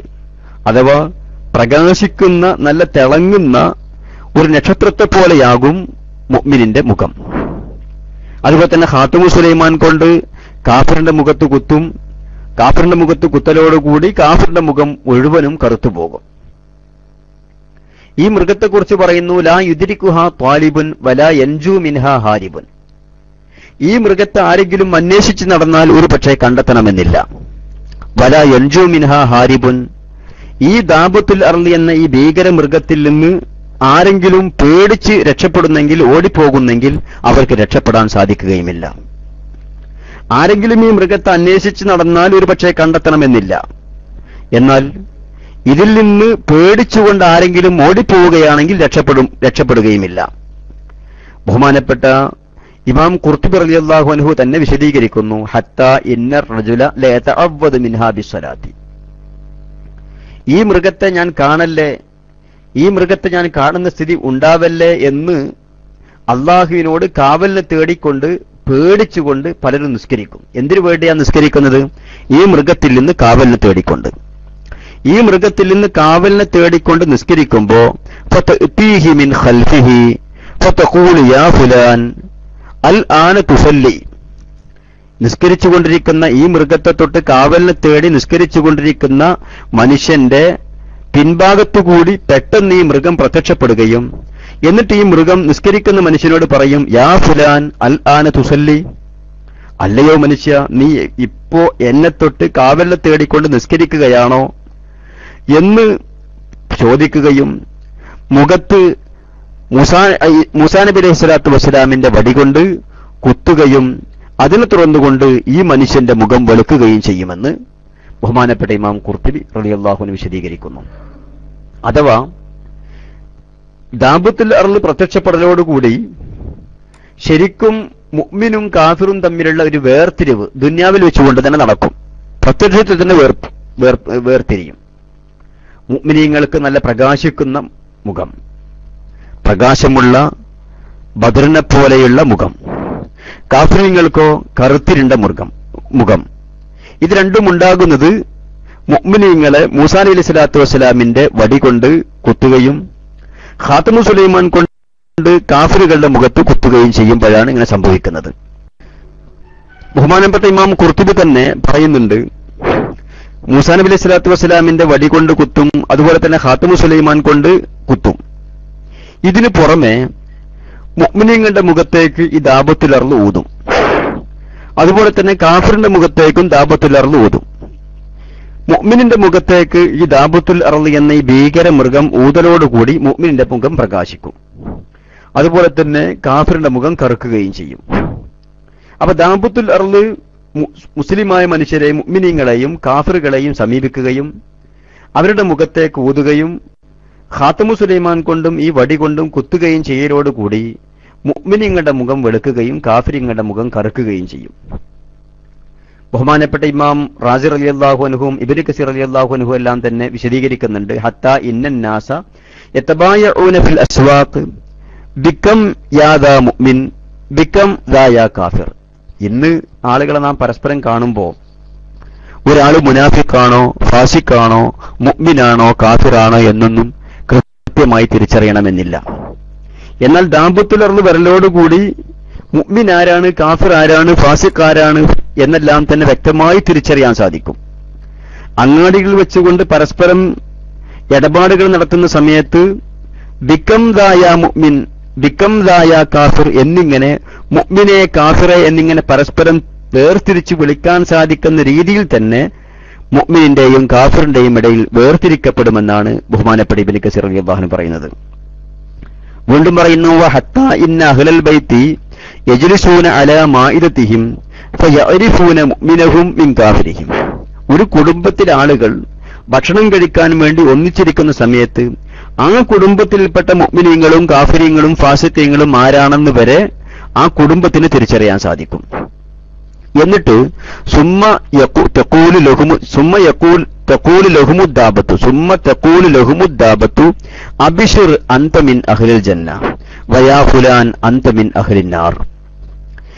ഇങ്ങനെ മുഅ്മിനിന്റെയും കാഫിറിന്റെയും മുഖത്തെ കൂതുകയും വടികൊണ്ടും ഖാത്തമു സുലൈമാൻ കൊണ്ട് കുത്തുകയും അതിനുശേഷം മുഅ്മിനീങ്ങളായ ആളുകളോട് ഈ മൃഗം പറയും, അബ്ശിർ അൻത മിൻ അഹ്ലിൽ ജന്ന, നീ സന്തോഷിച്ചോ, നീ സ്വർഗ്ഗക്കാരിൽപ്പെട്ടവരാകുന്നു. വയാ ഫുലാൻ അൻത മിൻ അഹ്ലിൻ നാർ, നീ നരകത്തിന്റെ അഹ്ലുകാരനാകുന്നു എന്ന് കാഫിറിനോടും പറയും. പ്രിയമുള്ള ശ്രോതാക്കളെ, നാം മനസ്സിലാക്കണം, ഇതൊക്കെ ഏതെങ്കിലും ഒരു ഇമാമിന്റെ അനുമാനങ്ങളോ ഇജ്തിഹാദ് കൊണ്ട് ലഭിച്ച കാര്യങ്ങളോ അല്ല ഞാൻ ഈ പറയുന്നത്. ബഹുമാനപ്പെട്ട അലി ഇബ്നു അബീ ത്വാലിബ് റളിയല്ലാഹു അൻഹു, മഹാനായ അബൂ ഹുറൈറ റളിയല്ലാഹു അൻഹുവിനെ പോലെയുള്ള മഹാന്മാരാകുന്ന സഹാബികളിൽ നിന്ന് റിപ്പോർട്ട് ചെയ്യപ്പെട്ട ഹദീസിന്റെ അടിസ്ഥാനത്തിൽ ഇമാം ഖുർത്തുബിയും ഇബ്നു കസീറും വിശദീകരിച്ച വിവരണങ്ങളാണിതെല്ലാം തന്നെ. അപ്പോ ദാബത്തുൽ അർള് അതൊരു മൃഗമാകുന്നു. ആ മൃഗത്തിന്റെ വലിപ്പത്തെക്കുറിച്ചും അതിന്റെ പ്രവർത്തനത്തെക്കുറിച്ചും ഞാനിവിടെ വിശദീകരിച്ചു. ദാബത്തുൽ അർള് പുറപ്പെട്ടാൽ ദാബത്തുൽ അർള് എന്ന മൃഗം അത് എത്ര എണ്ണം? കിതാബുകളിൽ കാണുന്നത് ബഹുമാനപ്പെട്ട ഇമാം ഖുർത്തുബി റളിയല്ലാഹു അൻഹു പറയുന്നു, ദാബത്തുൽ അർള് യഅജൂജ് മഅജൂജിനെ പോലെ ധാരാളമില്ല, ഒറ്റ മൃഗം മാത്രമാണത്, ഒറ്റ മൃഗം മാത്രം. ആ മൃഗത്തെ ആരെങ്കിലും കാണണമെന്ന് ആഗ്രഹിച്ചുകൊണ്ട് അന്വേഷിച്ച് നടന്നാൽ അവർക്ക് കണ്ടെത്താൻ സാധിക്കുകയില്ല. എന്നാൽ ആ മൃഗത്തിൽ നിന്ന് രക്ഷപ്പെടണമെന്ന് മനസ്സിലാക്കിക്കൊണ്ട് ഓടിപ്പോവുകയാണെങ്കിൽ, അഭയം തേടുകയാണെങ്കിൽ തീർച്ചയായും ആ മനുഷ്യന്റെ അരികിലേക്ക് ആ മൃഗം എത്തുകയും ചെയ്യും. ഈ മൃഗത്തിന്റെ രൂപത്തെക്കുറിച്ച് ഇബ്നു കസീർ തന്നെ വിശദീകരിക്കുന്നു. ബഹുമാനപ്പെട്ട അലി റളിയല്ലാഹു അൻഹുവിൽ നിന്ന് ഉദ്ധരിക്കുന്ന ഹദീസുകളാണ് ഇബ്നു കസീറിന്റെ വിവരണത്തിന്റെ അടിസ്ഥാനം. ഇതിന് തൂവലുകളുള്ള, പക്ഷികൾക്കുള്ള തൂവലുകൾ ഈ മൃഗത്തിനുണ്ടാകും.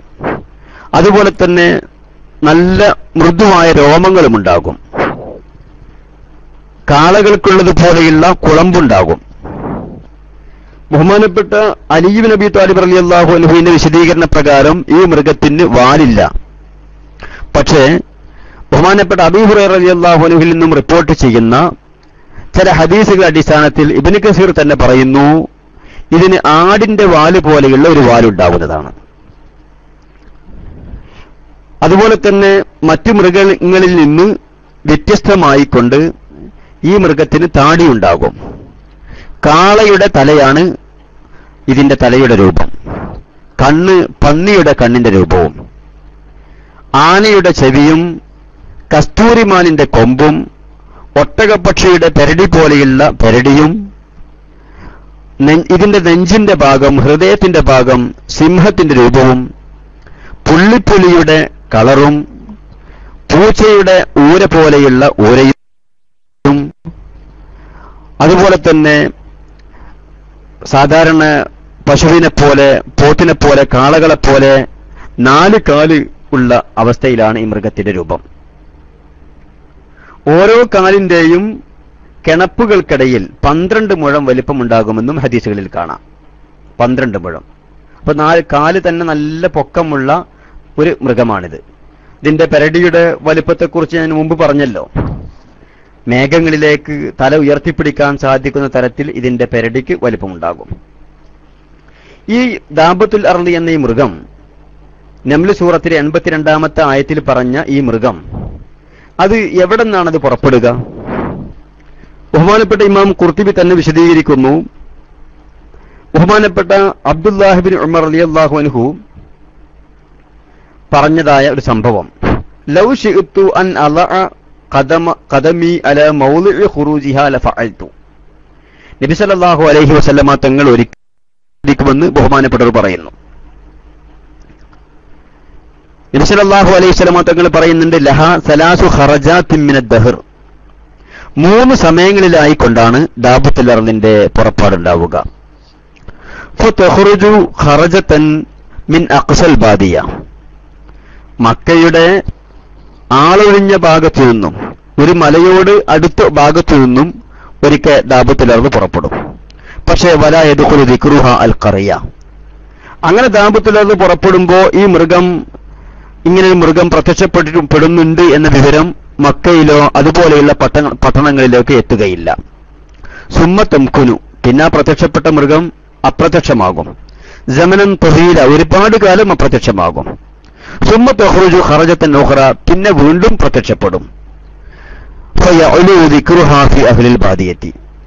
അങ്ങനെ പ്രത്യക്ഷപ്പെടുമ്പോൾ ഇങ്ങനെ ദാബത്തുൽ അർളി എന്നൊരു മൃഗം, ഒരു ഭീകര മൃഗം, ഒരു വലിയ മൃഗം പ്രത്യക്ഷപ്പെട്ടിട്ടുണ്ട് എന്നുള്ള വിവരം മക്കയിലും അതുപോലെയുള്ള വലിയ വലിയ രാജ്യങ്ങളിലും എത്തും. ഫയദ്ഖുലു ദിക്റുഹാ അൽ ഖറിയ, പിന്നെ വീണ്ടും ആ മൃഗം ജനങ്ങൾക്കിടയിൽ നിന്ന് അപ്രത്യക്ഷമാകും.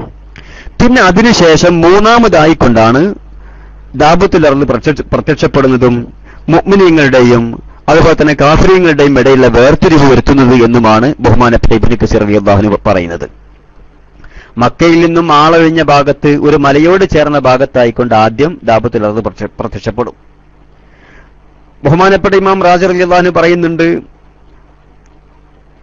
ദാബത്തുൽ അർള് പ്രത്യക്ഷപ്പെടുന്ന ആദ്യ സമയത്ത് ഭൂമിയിൽ നിന്ന് പരിപൂർണമായി ആ മൃഗം പുറത്തേക്ക് വരികയില്ല. ഏകദേശം അതിന്റെ 1/3 ഭാഗം മാത്രമേ പുറത്തേക്ക് വരൂ. ആ 3 തവണയായിക്കൊണ്ട് ദാബത്തുൽ അർള് പ്രത്യക്ഷപ്പെടും. ആദ്യം മക്കയിൽ നിന്ന് കുറച്ചകലെയായിക്കൊണ്ട് ദാബത്തുൽ അർള് പ്രത്യക്ഷപ്പെടുമ്പോൾ അതിന്റെ 1/3 ഭാഗം മാത്രമേ പുറത്തേക്ക് വരൂ. പക്ഷേ ഇങ്ങനൊരു മൃഗം പ്രത്യക്ഷപ്പെട്ടിട്ടുണ്ട് എന്നുള്ള വാർത്ത ജനങ്ങൾക്കിടയിൽ വ്യാപകമായി പ്രചരിക്കുകയില്ല. രണ്ടാമത് പ്രത്യക്ഷപ്പെടുമ്പോൾ അപ്പോഴും പരിപൂർണമായി ഭൂമിയിൽ നിന്ന് പുറത്തേക്ക് വരികയില്ല. പക്ഷേ ആ വാർത്ത ജനങ്ങൾക്കിടയിലൊക്കെ പ്രചരിക്കും. പിന്നെ അതിനുശേഷം ഈ മൃഗം ഭൂമിയിൽ നിന്ന് അപ്രത്യക്ഷമാകും. പിന്നീട് ഹറമിൽ വെച്ചുകൊണ്ടാണ് ഈ മൃഗം പൂർണ്ണമായ രൂപത്തിൽ ജനങ്ങൾക്കിടയിൽ പ്രത്യക്ഷപ്പെടുന്നത്. പരിശുദ്ധമായ കഅബയുടെ ചുറ്റുഭാഗത്തും ജനങ്ങളൊക്കെ കൂടി നിൽക്കുന്ന സമയത്ത് മഖാം ഇബ്രാഹീമിന്റെ ഏകദേശം അടുത്തായിക്കൊണ്ട് പെട്ടെന്ന് ഈ മൃഗം പ്രത്യക്ഷപ്പെടുകയും ആ മൃഗം തല കുടഞ്ഞുകൊണ്ട്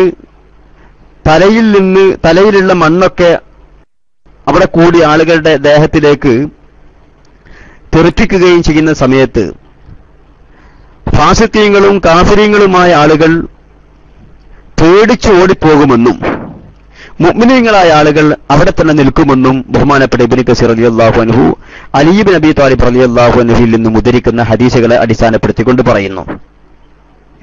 3-ാം തവണ ഈ മൃഗം പ്രത്യക്ഷപ്പെടുമ്പോഴാണ്, ദാബത്തുൽ അർള് പ്രത്യക്ഷപ്പെടുമ്പോഴാണ് പരിപൂർണമായി അത് ഭൂമിയിൽ നിന്നും പുറത്തേക്ക് വരുന്നത്. അത് ഹറമിൽ വെച്ചുകൊണ്ടാണ്, കഅബയുടെ അടുത്ത് വെച്ചുകൊണ്ടാണ്. ജനങ്ങളെല്ലാവരും അവിടെ കൂടി നിൽക്കുന്ന സമയത്ത് ഏകദേശം മഖാം ഇബ്രാഹിമിന്റെ അടുത്ത് വെച്ചുകൊണ്ടായിരിക്കും ഈ മൃഗം പ്രത്യക്ഷപ്പെടുക. അങ്ങനെ പ്രത്യക്ഷപ്പെടുമ്പോൾ വലിയ മൃഗം, ഈ ഭീകരമായ മൃഗം, കണ്ടാൽ പേടിക്കുന്ന രൂപത്തിലുള്ള ഈ മൃഗം പ്രത്യക്ഷപ്പെട്ട് തല കുലുക്കിക്കൊണ്ട് മണ്ണ് അവിടെ കൂടിയുള്ള ജനങ്ങളുടെ ദേഹത്തിലേക്കെല്ലാം തെറിപ്പിക്കുമെന്നും ഇത് കാണുമ്പോൾ പേടിച്ചുകൊണ്ട് ഫാസിഖീങ്ങളൊക്കെ വിട്ടുപോകുമെന്നും ഹദീസുകളിൽ കാണാം. മുഅ്മിനീങ്ങൾ അവിടെ തന്നെ നിൽക്കും. അവിടെ തന്നെ നിൽക്കുന്ന മുഅ്മിനീങ്ങളുടെ അരികിൽ വന്നുകൊണ്ട് ഈ മൃഗം സംസാരിക്കും. മൃഗം സംസാരിക്കുകയും നേരത്തെ പറഞ്ഞതുപോലെ മൂസാ നബി അലൈഹി സ്വലാത്തു വസ്സലാമിന്റെ വടി കൊണ്ട് അവരുടെ മുഖത്തിന് കുത്തുകയും അതുപോലെ തന്നെ ഊതുകയും അതോടുകൂടി അവരുടെ മുഖം പ്രകാശിക്കുകയും ചെയ്യും. അവരുടെ അബ്ശിർ അൻത മിൻ അഹ്ലിൽ ജന്ന, നീ സന്തോഷിച്ചോ, നീ സ്വർഗ്ഗക്കാരനാകുന്നു എന്ന് ആ മൃഗം ജനങ്ങളോട് പറയുകയും ചെയ്യും. ഇങ്ങനെ ബഹുമാനപ്പെട്ട അബ്ദുല്ലാഹി ഇബ്നു ഉമർ റളിയല്ലാഹു അൻഹു പറയുന്നുണ്ട്, ഈ മൃഗം പ്രത്യക്ഷപ്പെട്ട ഉടനെ, മത്താഫിൽ പ്രത്യക്ഷപ്പെട്ട ഉടനെ ഷാമിന്റെ ഭാഗത്തേക്ക് തിരിഞ്ഞുകൊണ്ട് ഒരു വലിയ ശബ്ദമുണ്ടാക്കും, അട്ടഹാസമുണ്ടാക്കും. അതിനുശേഷം പടിഞ്ഞാറ് ഭാഗത്തേക്ക് തിരിഞ്ഞുകൊണ്ടും ശബ്ദമുണ്ടാക്കും, യമനിന്റെ ഭാഗത്തേക്ക് തിരിഞ്ഞുകൊണ്ടും ശബ്ദമുണ്ടാക്കും. ഇത് കഴിഞ്ഞാൽ പിന്നീട് മൃഗം മക്കയിൽ നിന്ന് അപ്രത്യക്ഷമാകും എന്ന് ബഹുമാനപ്പെട്ട അബ്ദുല്ലാഹി ഇബ്നു ഉമർ റളിയല്ലാഹു അൻഹു പറഞ്ഞപ്പോൾ ബഹുമാനപ്പെട്ട അബ്ദുല്ലാഹി ഇബ്നു ഉമർ റളിയല്ലാഹു അൻഹുവിനോട് അവിടെ കൂടിയ താബിഈങ്ങളൊക്കെ ചോദിച്ചു, പിന്നെ എവിടേക്കാണ് ഈ മൃഗം പോവുക എന്ന്. ബഹുമാനപ്പെട്ട അബ്ദുല്ലാഹി ഇബ്നു ഉമർ റളിയല്ലാഹു അൻഹു പറഞ്ഞു, മക്കയിൽ നിന്ന് പോയാൽ പിന്നീട് എന്താണ് സംഭവിക്കുക എന്ന് നബി തങ്ങളിൽ നിന്നും എനിക്ക് വിവരം ലഭിച്ചിട്ടില്ല. അങ്ങനെ ഒരുപാട് കാലം ഈ മൃഗം ഭൂമിയിൽ പല ഭാഗത്തും ചുറ്റി സഞ്ചരിക്കുകയും ഞാൻ നേരത്തെ പറഞ്ഞതുപോലെ മുഅ്മിനീങ്ങൾക്ക് ബിശാറത്ത് നൽകുകയും കാഫിരീങ്ങൾക്ക് ഈ രൂപത്തിലുള്ള ഇൻദാർ നൽകുകയും ചെയ്യും. അതിനുശേഷം ഈ മൃഗത്തെക്കുറിച്ച് പറയുന്നു, സുമ്മ തഈബു അൻഹും, പിന്നെ ഈ മൃഗം അവരിൽ നിന്നും അപ്രത്യക്ഷമാകും. ഈ മൃഗം അവരിൽ നിന്ന് അപ്രത്യക്ഷമായി ഏതാനും സമയം കഴിഞ്ഞാൽ, ഏതാനും ദിവസങ്ങൾ കഴിഞ്ഞാൽ ഉടനെ തന്നെ സൂര്യൻ പടിഞ്ഞാറുന്ന് ഉദിക്കുകയും ഖിയാമത്ത് നാൾ സംഭവിക്കുകയും ചെയ്യും. അപ്പൊ ഖിയാമത്ത് നാളിന്റെ പ്രധാനപ്പെട്ട അടയാളങ്ങളിൽ നിന്നും ഒരു അടയാളമാണ് ദാബത്തുൽ അർള് പ്രത്യക്ഷപ്പെടുക എന്നുള്ളത്. ഞാൻ ഈ വിഷയം നമ്മുടെ ആദർശ പഠന ക്ലാസ്സിൽ സംസാരിക്കുന്നത് വഹാബികൾക്കോ മൗദൂദികൾക്കോ ഈ വിഷയത്തിൽ നാമുമായിക്കൊണ്ട് കാര്യമായ അഭിപ്രായ വ്യത്യാസമില്ലെങ്കിലും പൊതുവെ നമ്മുടെ കൂട്ടത്തിൽ പല ആളുകൾക്കും അറിയാത്തൊരു വിഷയമായതുകൊണ്ട്, എന്നാൽ നമ്മുടെ ദീൻ കാര്യമാണല്ലോ, നമ്മുടെ ദീൻ വിഷയത്തിൽ പെട്ടതാണല്ലോ, നബി സല്ലല്ലാഹു അലൈഹി വസല്ലമ തങ്ങൾ പറഞ്ഞ കാര്യമാണല്ലോ ഇതെല്ലാം തന്നെ. മാത്രമല്ല ഇതൊക്കെ ലോകത്ത് സംഭവിക്കാനിരിക്കുന്നൊരു വിഷയം കൂടിയാണ്. ഇത് ഈ ദാബത്തുൽ അർളിനെ കുറിച്ചൊക്കെ കേൾക്കുമ്പോൾ അത് വലിയ ഒരു മൃഗമാണ്, പേടിപ്പിക്കുന്ന രൂപമാണ് എന്നൊക്കെ ഹദീസുകളിൽ വന്നിട്ടുണ്ട് എന്നൊക്കെ നമുക്ക് മനസ്സിലാക്കാൻ സാധിക്കുന്നു. അതോടുകൂടി തന്നെ ഞാൻ നേരത്തെ പറഞ്ഞൊരു കാര്യം നാം കൃത്യമായി ഇവിടെ ഓർക്കേണ്ടതുണ്ട്. അഥവാ അല്ലാഹു സുബ്ഹാനഹു വ തആല അവന്റെ മുഅ്മിനീങ്ങളോട് കാണിക്കുന്ന റഹ്മത്താണ്, സ്നേഹമാണ് കാര്യമായി നാം ഇവിടെ മനസ്സിലാക്കേണ്ടത്. കാരണം സൂര്യൻ പടിഞ്ഞാറുന്ന ഉദിക്കലോടുകൂടി പിന്നെ ഒരു മനുഷ്യന്റെ തൗബയും സ്വീകരിക്കുകയില്ല, ഒരാളുടെ ഇസ്തിഗ്ഫാറും സ്വീകരിക്കുകയില്ല. അതിനു മുമ്പായിക്കൊണ്ട് ഇതാ ലോകം അവസാനിക്കുകയാണ്, അന്ത്യദിനം അടുത്തിരിക്കുന്നു, തൗബ ചെയ്യേണ്ടവരൊക്കെ തൗബ ചെയ്തോ എന്നുള്ള പല ഘട്ടങ്ങളിലുള്ള മുന്നറിയിപ്പുകളാണ് അല്ലാഹു സുബ്ഹാനഹു വ തആല ജനങ്ങൾക്ക് നൽകിക്കൊണ്ടിരിക്കുന്നത്. അതിന്റെ ഭാഗമായിക്കൊണ്ട് അതിന്റെ അവസാനത്തെ അടയാളം എന്ന നിലക്കാണ് നംല് സൂറത്തിൽ പറഞ്ഞ ആ ദാബത്തുൽ അർള് തുകല്ലിമുഹും, ആ മൃഗം വന്നുകൊണ്ട് ജനങ്ങളോട് സംസാരിക്കുമെന്നാണ് പറയുന്നത്. എന്നാൽ ഈ മൃഗത്തെക്കുറിച്ച് പല കാര്യങ്ങളും ഹദീസിൽ വിശദീകരിക്കുന്നു, പല കാര്യങ്ങളും നമുക്ക് അവ്യക്തമായിക്കൊണ്ട് നിലനിൽക്കുന്നുണ്ട്. അഥവാ ഈ മൃഗത്തിന്റെ ഭക്ഷണം എന്താണ്, ഈ മൃഗം ഉറങ്ങുകയാണെങ്കിൽ അതിന് ഉറക്കമുണ്ടോ, ഈ മൃഗം ഭൂമിയിൽ നിന്ന് അപ്രത്യക്ഷമാകുമെന്നും പിന്നെ ഏതാനും ദിവസങ്ങൾ കഴിയുമ്പോൾ ഖിയാമത്ത് നാൾ പടിഞ്ഞാറിൽ നിന്നും സൂര്യൻ ഉദിക്കൽ സംഭവിക്കുമെന്നും അതോടുകൂടി ലോകമാകെ ഖറാബാകുമെന്നെല്ലാം തന്നെ ഹദീസുകളിൽ കാണുന്നു. എന്നാൽ അപ്രത്യക്ഷമാകുമെന്ന് പറഞ്ഞാൽ ഇതെവിടേക്കാണ് പോകുന്നത്? ഇതൊന്നും തന്നെ ഹദീസുകളിൽ വിശദീകരിക്കപ്പെട്ടിട്ടില്ല എന്ന് പറഞ്ഞാൽ നമ്മുടെ പരിശോധനയിലും നമ്മുടെ അറിവിലും പെട്ടിട്ടില്ലതൊന്നും.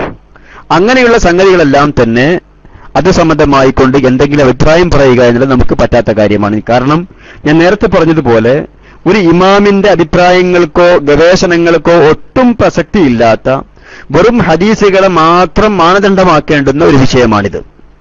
ഇൻഷാ അല്ലാഹ് ദാബത്തുൽ അർള് സംബന്ധമായിക്കൊണ്ട് ഒരു ഏകദേശ രൂപം, ഒരു ഏകദേശ ഒരു വിവരം എന്റെ ബഹുമാന്യ ശ്രോതാക്കൾക്ക് ലഭിച്ചിട്ടുണ്ടാകുമെന്ന് മനസ്സിലാക്കുന്നു. ഇനി ഇൻഷാ അല്ലാഹ് ദജ്ജാലിന്റെ പുറപ്പാട്, ദജ്ജാൽ ഈസാ നബി അലൈഹി സ്വലാത്തു വസ്സലാമുമായി കൊണ്ട് നടക്കുന്ന ഏറ്റുമുട്ടൽ, ഈസാ നബി സ്വലാത്തു വസ്സലാമിന്റെ ആ പുനരാഗമനം, എവിടെയാണ് ഈസാ അലൈഹി സ്വലാം ഇറങ്ങുക, എങ്ങനെയായിരിക്കും ഈസാ അലൈഹി സ്വലാമിന്റെ ഇറക്കം, അതിനുശേഷം എന്തെല്ലാമാണ് ഇവിടെ സംഭവിക്കുക, അതുപോലെ തന്നെ യജൂജ് മഅജൂജ്, ഇതെല്ലാം തന്നെ വരും ദിവസങ്ങളിൽ നമുക്ക് അവസരം പോലെ വിശദീകരിക്കാം. അള്ളാഹു അനുഗ്രഹിക്കട്ടെ. ഈ പറഞ്ഞ വിഷയത്തിൽ സ്വാഭാവികമായും പല സംശയങ്ങളും ഉണ്ടാകും. പക്ഷേ നേരത്തെ പറഞ്ഞതുപോലെ ഇത് സംബന്ധമായിക്കൊണ്ട് ഹദീസുകളിലും അതുപോലെ തന്നെ മറ്റ് വിവരണങ്ങളിലും വന്ന കാര്യങ്ങൾ മാത്രമേ നമുക്ക് പറയാൻ പറ്റൂ. അതിലപ്പുറം ഒരു അഭിപ്രായം നമുക്കിതിൽ പറയാൻ പറ്റില്ല, വിശ്വസിക്കാനും പറ്റില്ല. ഇൻഷാ അല്ലാഹ് ദീനിയായ കാര്യങ്ങളെ നല്ല രീതിയിൽ സമീപിക്കുവാനും ഉൾക്കൊള്ളുവാനും നമുക്കെല്ലാവർക്കും അള്ളാഹു തൗഫീഖ് ചെയ്യട്ടെ എന്ന് ദുആ ചെയ്തുകൊണ്ട് ഇന്നെന്റെ സംസാരം എന്റെ ശ്രോതാക്കൾക്ക് വേണ്ടത്ര ക്ലിയറായി കേൾക്കാൻ സാധിച്ചിട്ടില്ല എന്നാണ് എനിക്ക് തോന്നുന്നത്. കാരണം പലതവണ നെറ്റ് പ്രോബ്ലം വന്നിട്ട് DC ആയി പോയിട്ടുണ്ട് എന്നാണ് തോന്നുന്നത്. അതുകൊണ്ട് ഞാൻ പറഞ്ഞ വിഷയങ്ങളിൽ നിന്ന് ഒരു പക്ഷേ ചില ഭാഗങ്ങളൊക്കെ വിട്ടുപോയിട്ടുണ്ടാവാം കേൾക്കാതെ. കാരണം പലപ്പോൾ 1-2 തവണ DC ആയ കാര്യം ഞാൻ അറിഞ്ഞിരുന്നില്ല. ഞാൻ നെറ്റ് പ്രശ്നം കൊണ്ട് DC ആയി പോയ വിവരം ഞാൻ അറിഞ്ഞിരുന്നില്ല. അതുകൊണ്ട് ഒരു പക്ഷേ ഞാൻ പറഞ്ഞ എല്ലാ ഭാഗങ്ങളും നിങ്ങൾ കേട്ടിരിക്കില്ല. ഏതായിരുന്നാലും ഇൻഷാ അല്ലാഹ് പിന്നെ ഈ സംബന്ധമായിക്കൊണ്ടോ നമ്മുടെ മറ്റ് ആദർശ വിഷയങ്ങളിലോ എന്തെങ്കിലും കാര്യങ്ങളൊക്കെ ചർച്ച ചെയ്യാനുണ്ടെങ്കിൽ ഇൻഷാ അല്ലാഹ് നമുക്ക് ആ ചർച്ചയിലേക്ക് കടക്കാം. എന്നിട്ട് അതിനുശേഷം നമുക്ക് ഈ പരിപാടി അവസാനിപ്പിക്കുകയും ചെയ്യും. അല്ലാഹു തആല തൗഫീഖ് ചെയ്യട്ടെ. അസ്സലാമു അലൈക്കും വറഹ്മത്തുള്ളാഹി വബറകാതുഹു. അസ്സലാമു അലൈക്കും. എനിക്ക് ചോദിക്കാനുള്ളൊരു ക്വസ്റ്റ്യൻ എന്താന്ന് ചോദിച്ചാല്, പിന്നെ ഖിയാമത്ത് നാളിനെ പറ്റിയുള്ളൊരു സംശയമാണ്. പിന്നെ ഒരു കേട്ടുകേൾവി, റസൂൽ സല്ലല്ലാഹു അലൈഹി വസല്ലം നബി 1500 വർഷം ഖബർ കിടക്കുള്ളൂ എന്നുള്ളത്, അതിനെപ്പറ്റി എന്തെങ്കിലും തെളിവുണ്ടോ എന്നറിയാം. അസ്സലാമു അലൈക്കും. എത്ര കാലം നബി സല്ലല്ലാഹു അലൈഹി വസല്ലം തങ്ങൾ അവിടുത്തെ ആ തിരു ഖബറിൽ, ആ ഖബർ ശരീഫിൽ കിടക്കും, ഇതൊന്നും കൃത്യമായി ഹദീസുകളിലോ അതല്ലെങ്കിൽ ഇമാമുമാരുടെ വിവരണങ്ങളിലോ വരാത്ത വിഷയങ്ങളാണ്. ഇതൊന്നും തന്നെ അനുമാനത്തിന്റെ അടിസ്ഥാനത്തിൽ നമുക്ക് അഭിപ്രായം പറയാനും പറ്റാത്ത വിഷയമാണ്. അതുകൊണ്ട് കൃത്യമായ വിവരം നൽകപ്പെടാത്ത വിഷയങ്ങളുടെ കൂട്ടത്തിൽപ്പെട്ട വിഷയങ്ങളാണ് ഇതെല്ലാം തന്നെ എന്ന് മനസ്സിലാക്കേണ്ടതുണ്ട്. അസ്സലാമു അലൈക്കും വറഹ്മത്തുള്ളാഹി വബറകാതുഹു. എനിക്ക് സംശയമുള്ളത് ഒരു ഫിഖിയായ മസാലയാണ്. അത് ചോദിക്കാൻ വേണ്ടി ആഗ്രഹിക്കുകയാണ്. നമ്മളെ പഠന ക്ലാസ്സിൽ പെട്ടവനാണല്ലോ ഇൻഷാല്ലാ. ഈ 3 മസ്ജിദുകളിലുള്ള നിസ്കാരത്തിന്റെ പ്രതിഫലങ്ങളിൽ സ്ത്രീകൾ ഉൾപ്പെടുമോ, അത് പുരുഷന്മാർക്ക് മാത്രമുള്ളതാണോ എന്നാണ് ഒരു ചോദ്യം. രണ്ടാമത്തേത്, മദീനയിൽ 40 ജമാഅത്ത് ആയി നിസ്കരിച്ചാൽ നബി സല്ലല്ലാഹു അലൈഹി വസല്ലം തങ്ങളുടെ ശഫാഅത്ത് നിർബന്ധമായി എന്ന് കേട്ടിട്ടുണ്ട്. അത് ആ ജമാഅത്തിലും തന്നെ സ്ത്രീകൾക്ക് പങ്കുണ്ടോ, സ്ത്രീകൾ പോകേണ്ടതുണ്ടോ, അതോ അതും പുരുഷന് മാത്രമുള്ളതാണോ? ഈ 2 സംശയങ്ങളാണ് എനിക്ക് ചോദിക്കാനുള്ളത്. അതിനായി ഉസ്താദിന്റെ മറുപടി പ്രതീക്ഷിക്കുന്നു. ഞാൻ മൈക്ക് റിലീസ് ചെയ്യുന്നു. അസ്സലാമു അലൈക്കും. അസ്സലാമു അലൈക്കും വറഹ്മത്തുള്ളാഹി. ഞാൻ ഇന്നിവിടെ സംസാരിച്ച വിഷയം ദാബത്തുൽ അർള്, ഖിയാമത്ത് നാളിന്റെ അടയാളങ്ങളിൽപ്പെട്ട പ്രധാനപ്പെട്ട ഒരു അടയാളം ദാബത്തുൽ അർള്. ആ ദാബത്തുൽ അർള് എന്ന ആ വിഷയത്തിൽ പൊതുവെ അതിന്റെ വ്യക്തമായ രൂപങ്ങളും എന്തെല്ലാമാണ് അത് സംബന്ധമായിക്കൊണ്ട് നബി സല്ലല്ലാഹു അലൈഹി വസല്ലം തങ്ങൾ പറഞ്ഞിട്ടുള്ളതല്ല എന്ന കാര്യങ്ങളെല്ലാം പൊതുവെ ആളുകൾക്ക് അത് അവ്യക്തമാകുമെന്ന് മനസ്സിലാക്കിക്കൊണ്ടാണ് ഞാൻ വിശദീകരിച്ചത്. എത്രത്തോളം എന്റെ വിവരണം നിങ്ങൾക്ക് മനസ്സിലായിട്ടുണ്ട്, അതല്ലെങ്കിൽ ഏതെങ്കിലും വിവരിച്ച ഭാഗങ്ങൾ നെറ്റ് പ്രശ്നമായതുകൊണ്ട് DC ആയതുകൊണ്ട് കേൾക്കാതെ പോയിട്ടുണ്ടോ എന്നൊന്നും എനിക്ക് മനസ്സിലാക്കാൻ കഴിയുന്നില്ല. അതുകൊണ്ട് ആ കാര്യം ആരെങ്കിലും ഒന്ന് വിശദീകരിക്കുകയാണെങ്കിൽ നന്നായിരുന്നു. കാരണം ഒരു പ്രധാനപ്പെട്ട ഒരു വിഷയം, നേരത്തെ പറഞ്ഞതുപോലെ ഇത്തരം സംഗതികളൊന്നും അറിഞ്ഞിട്ടില്ലെങ്കിൽ മതത്തിൽ നിന്ന്, ദീനിൽ നിന്ന് പുറത്തു പോകും എന്നൊന്നും നമ്മുടെ മസ്അലയോ നിയമമോ അല്ലെങ്കിലും ഇതൊക്കെ നമ്മുടെ ദീനിൽപ്പെട്ട നബി സല്ലല്ലാഹു അലൈഹി വസല്ലം തങ്ങൾ പറഞ്ഞ വിഷയങ്ങളാണ് എന്ന നിലക്ക് ഇതൊക്കെ നാം മനസ്സിലാക്കേണ്ടതുണ്ടല്ലോ. പൊതുവെ നാം നിസ്കാരത്തെക്കുറിച്ചും നോമ്പിനെക്കുറിച്ചും ഖബറിലെ അദാബിനെക്കുറിച്ചും അതുപോലെ തന്നെ മഹ്ശറയെക്കുറിച്ചെല്ലാം തന്നെ നാം പ്രസംഗിക്കുകയും അത് സംബന്ധമായിക്കൊണ്ടെല്ലാം പൊതുവെ നമുക്ക് ഒരു കേവല ധാരണയുണ്ടെങ്കിലും ഇത്തരം സംഗതികളെക്കുറിച്ച് പൊതുവെ നാം ചർച്ച ചെയ്യാറില്ല. അതുകൊണ്ട് തന്നെ അതിനെക്കുറിച്ച് ഒരു വലിയ ധാരണ ഇന്നും പൊതു ആളുകൾക്കില്ല. ആ നിലക്കാണ് ഇത് സംസാരിച്ചിട്ടുള്ളത്. എത്രത്തോളം അത് മനസ്സിലായിട്ടുണ്ട്, ഏതൊക്കെ ഭാഗങ്ങൾ വിട്ടുപോയിട്ടുണ്ട് എന്നുള്ളത് അറിഞ്ഞാൽ നന്നായിരുന്നു. ആ വിഷയത്തിൽ താല്പര്യമുണ്ട്. നിങ്ങൾ ആരെങ്കിലും അത് നിർവഹിക്കുമെന്ന് ഞാൻ പ്രതീക്ഷിക്കുന്നു. ഇവിടെ പറഞ്ഞ 2 വിഷയങ്ങളെക്കുറിച്ച് നമുക്ക് സംസാരിക്കാം. ഒന്ന്, 3 പള്ളികളിൽ നിസ്കാരങ്ങൾക്ക് പ്രത്യേകം പറഞ്ഞിട്ടുള്ള പ്രതിഫലം, ആ പ്രതിഫലത്തിൽ സ്ത്രീകൾ ഉൾപ്പെടുമോ? 3 പള്ളികൾക്ക്, മക്കത്തെ പള്ളി, മദീനത്തെ പള്ളി, അതുപോലെ തന്നെ ഫലസ്തീനിലെ ബൈത്തുൽ മുഖദ്ദസ്, ഈ 3 പള്ളികൾക്കും പ്രത്യേകതകൾ നബി സല്ലല്ലാഹു അലൈഹി വസല്ലം തങ്ങൾ പറഞ്ഞിട്ടുണ്ട്. അതോടുകൂടി സ്ത്രീകൾക്ക് ഉത്തമം, സ്ത്രീകൾക്ക് ഖൈറ്, നിസ്കാരത്തിന് ഖൈറ്, ഇബാദത്തിന് ഖൈറ് വീടുകളാകുന്നു എന്നും പറഞ്ഞിട്ടുണ്ട്. സ്ത്രീകൾക്ക് ഉത്തമം വീടുകളാകുന്നു എന്ന് പറഞ്ഞ കൂട്ടത്തിൽ ഏതെങ്കിലും സന്ദർഭത്തിൽ ഏതെങ്കിലും പള്ളി നബി സല്ലല്ലാഹു അലൈഹി വസല്ലം തങ്ങൾ ഉൾപ്പെടുത്തി പറഞ്ഞിട്ടില്ല. മാത്രമല്ല നബി സല്ലല്ലാഹു അലൈഹി വസല്ലം തങ്ങളോട് കൂടി മദീനത്തെ പള്ളിയിൽ ജമാഅത്തിന് പങ്കെടുക്കട്ടെ എന്ന് ചോദിച്ച ഉമ്മു ഹുമൈദിനി സാഇദി റളിയല്ലാഹു അൻഹയോട് നബി തങ്ങൾ പറഞ്ഞത് വേണ്ട, നിങ്ങൾക്കുത്തമം വീട് തന്നെയാകുന്നു എന്നാണ്. അതുകൊണ്ട് തന്നെ പ്രത്യേകമായി മസ്ജിദുൽ ഹറാമിനും മസ്ജിദുൻ നബവിക്കും ബൈത്തുൽ മുഖദ്ദസിനും പറഞ്ഞിട്ടുള്ള ഈ പ്രതിഫലം സ്ത്രീകൾക്ക് ലഭിക്കില്ല, അത് പുരുഷന്മാർക്ക് മാത്രമുള്ളതാകുന്നു. ഇതാണ് നമ്മുടെ മസ്അല. ശാഫിഈ മദ്ഹബിലെ കർമ്മശാസ്ത്ര പണ്ഡിതന്മാരുടെ വിശദീകരണം ഇപ്രകാരമാണ്. പിന്നെ മറ്റൊന്ന്, 40 ദിവസം മദീനത്തെ പള്ളിയിൽ ജമാഅത്തായിക്കൊണ്ട് നിസ്കരിച്ചാൽ നബി തങ്ങളുടെ ശഫാഅത്ത് ലഭിക്കും. അതായത് ശരിയാണ്, ഹദീസിൽ അങ്ങനെയുണ്ട്. 40 ദിവസം മദീനയിൽ താമസിച്ചാൽ ശഫാഅത്ത് ലഭിക്കും. ഒരാൾ മദീനയിൽ വെച്ചുകൊണ്ട് മരിച്ചാൽ ശഫാഅത്ത് ലഭിക്കും. മായി ബന്ധപ്പെട്ട മസ്ജിദുൽ ഹറാമുമായി ബന്ധപ്പെട്ട ആ ചോദ്യത്തിന് ഞാൻ മറുപടി പറഞ്ഞിരുന്നു. അത് കേട്ടോ ഇല്ല എന്നുള്ളത് അറിയില്ല. പിന്നെ അതുകൊണ്ട് ആ വിഷയം കേട്ടെങ്കിലൊന്നും പറയാം, ഇല്ലെങ്കിലും അതും പറയാം. ഇൻഷാ അല്ലാഹ് നമുക്ക് വിശദീകരിക്കാം. അസ്സലാമു അലൈക്കും വറഹ്മത്തുള്ളാഹി. കേട്ടിട്ടുണ്ട്, 40 ദിവസം താമസിച്ചാലും ശഫാഅത്ത് കിട്ടും, 40 വക്ത് അങ്ങനെയൊക്കെ ഹദീസിലുണ്ട് എന്ന് വരെ പറഞ്ഞപ്പോഴേക്കും ഉസ്താദ് DCI അതുവരെ കേട്ടിട്ടുണ്ട്. ഇൻഷാ അല്ലാഹ് സംഗതി മനസ്സിലായി. അപ്പോൾ ഈ സ്ത്രീകളെ ഈ ഹജ്ജിന് വന്നാൽ ഒരു 8 ദിവസത്തെ അവിടെ താമസിക്കുന്നത് കൊണ്ട് ഇത് കിട്ടുമോ എന്ന് കൂടി വ്യക്തമാക്കിയാൽ തിരക്കില്ല എന്ന് പറഞ്ഞുകൊണ്ട് മൈക്ക് റിലീസ് ചെയ്യുന്നു. അസ്സലാമു അലൈക്കും.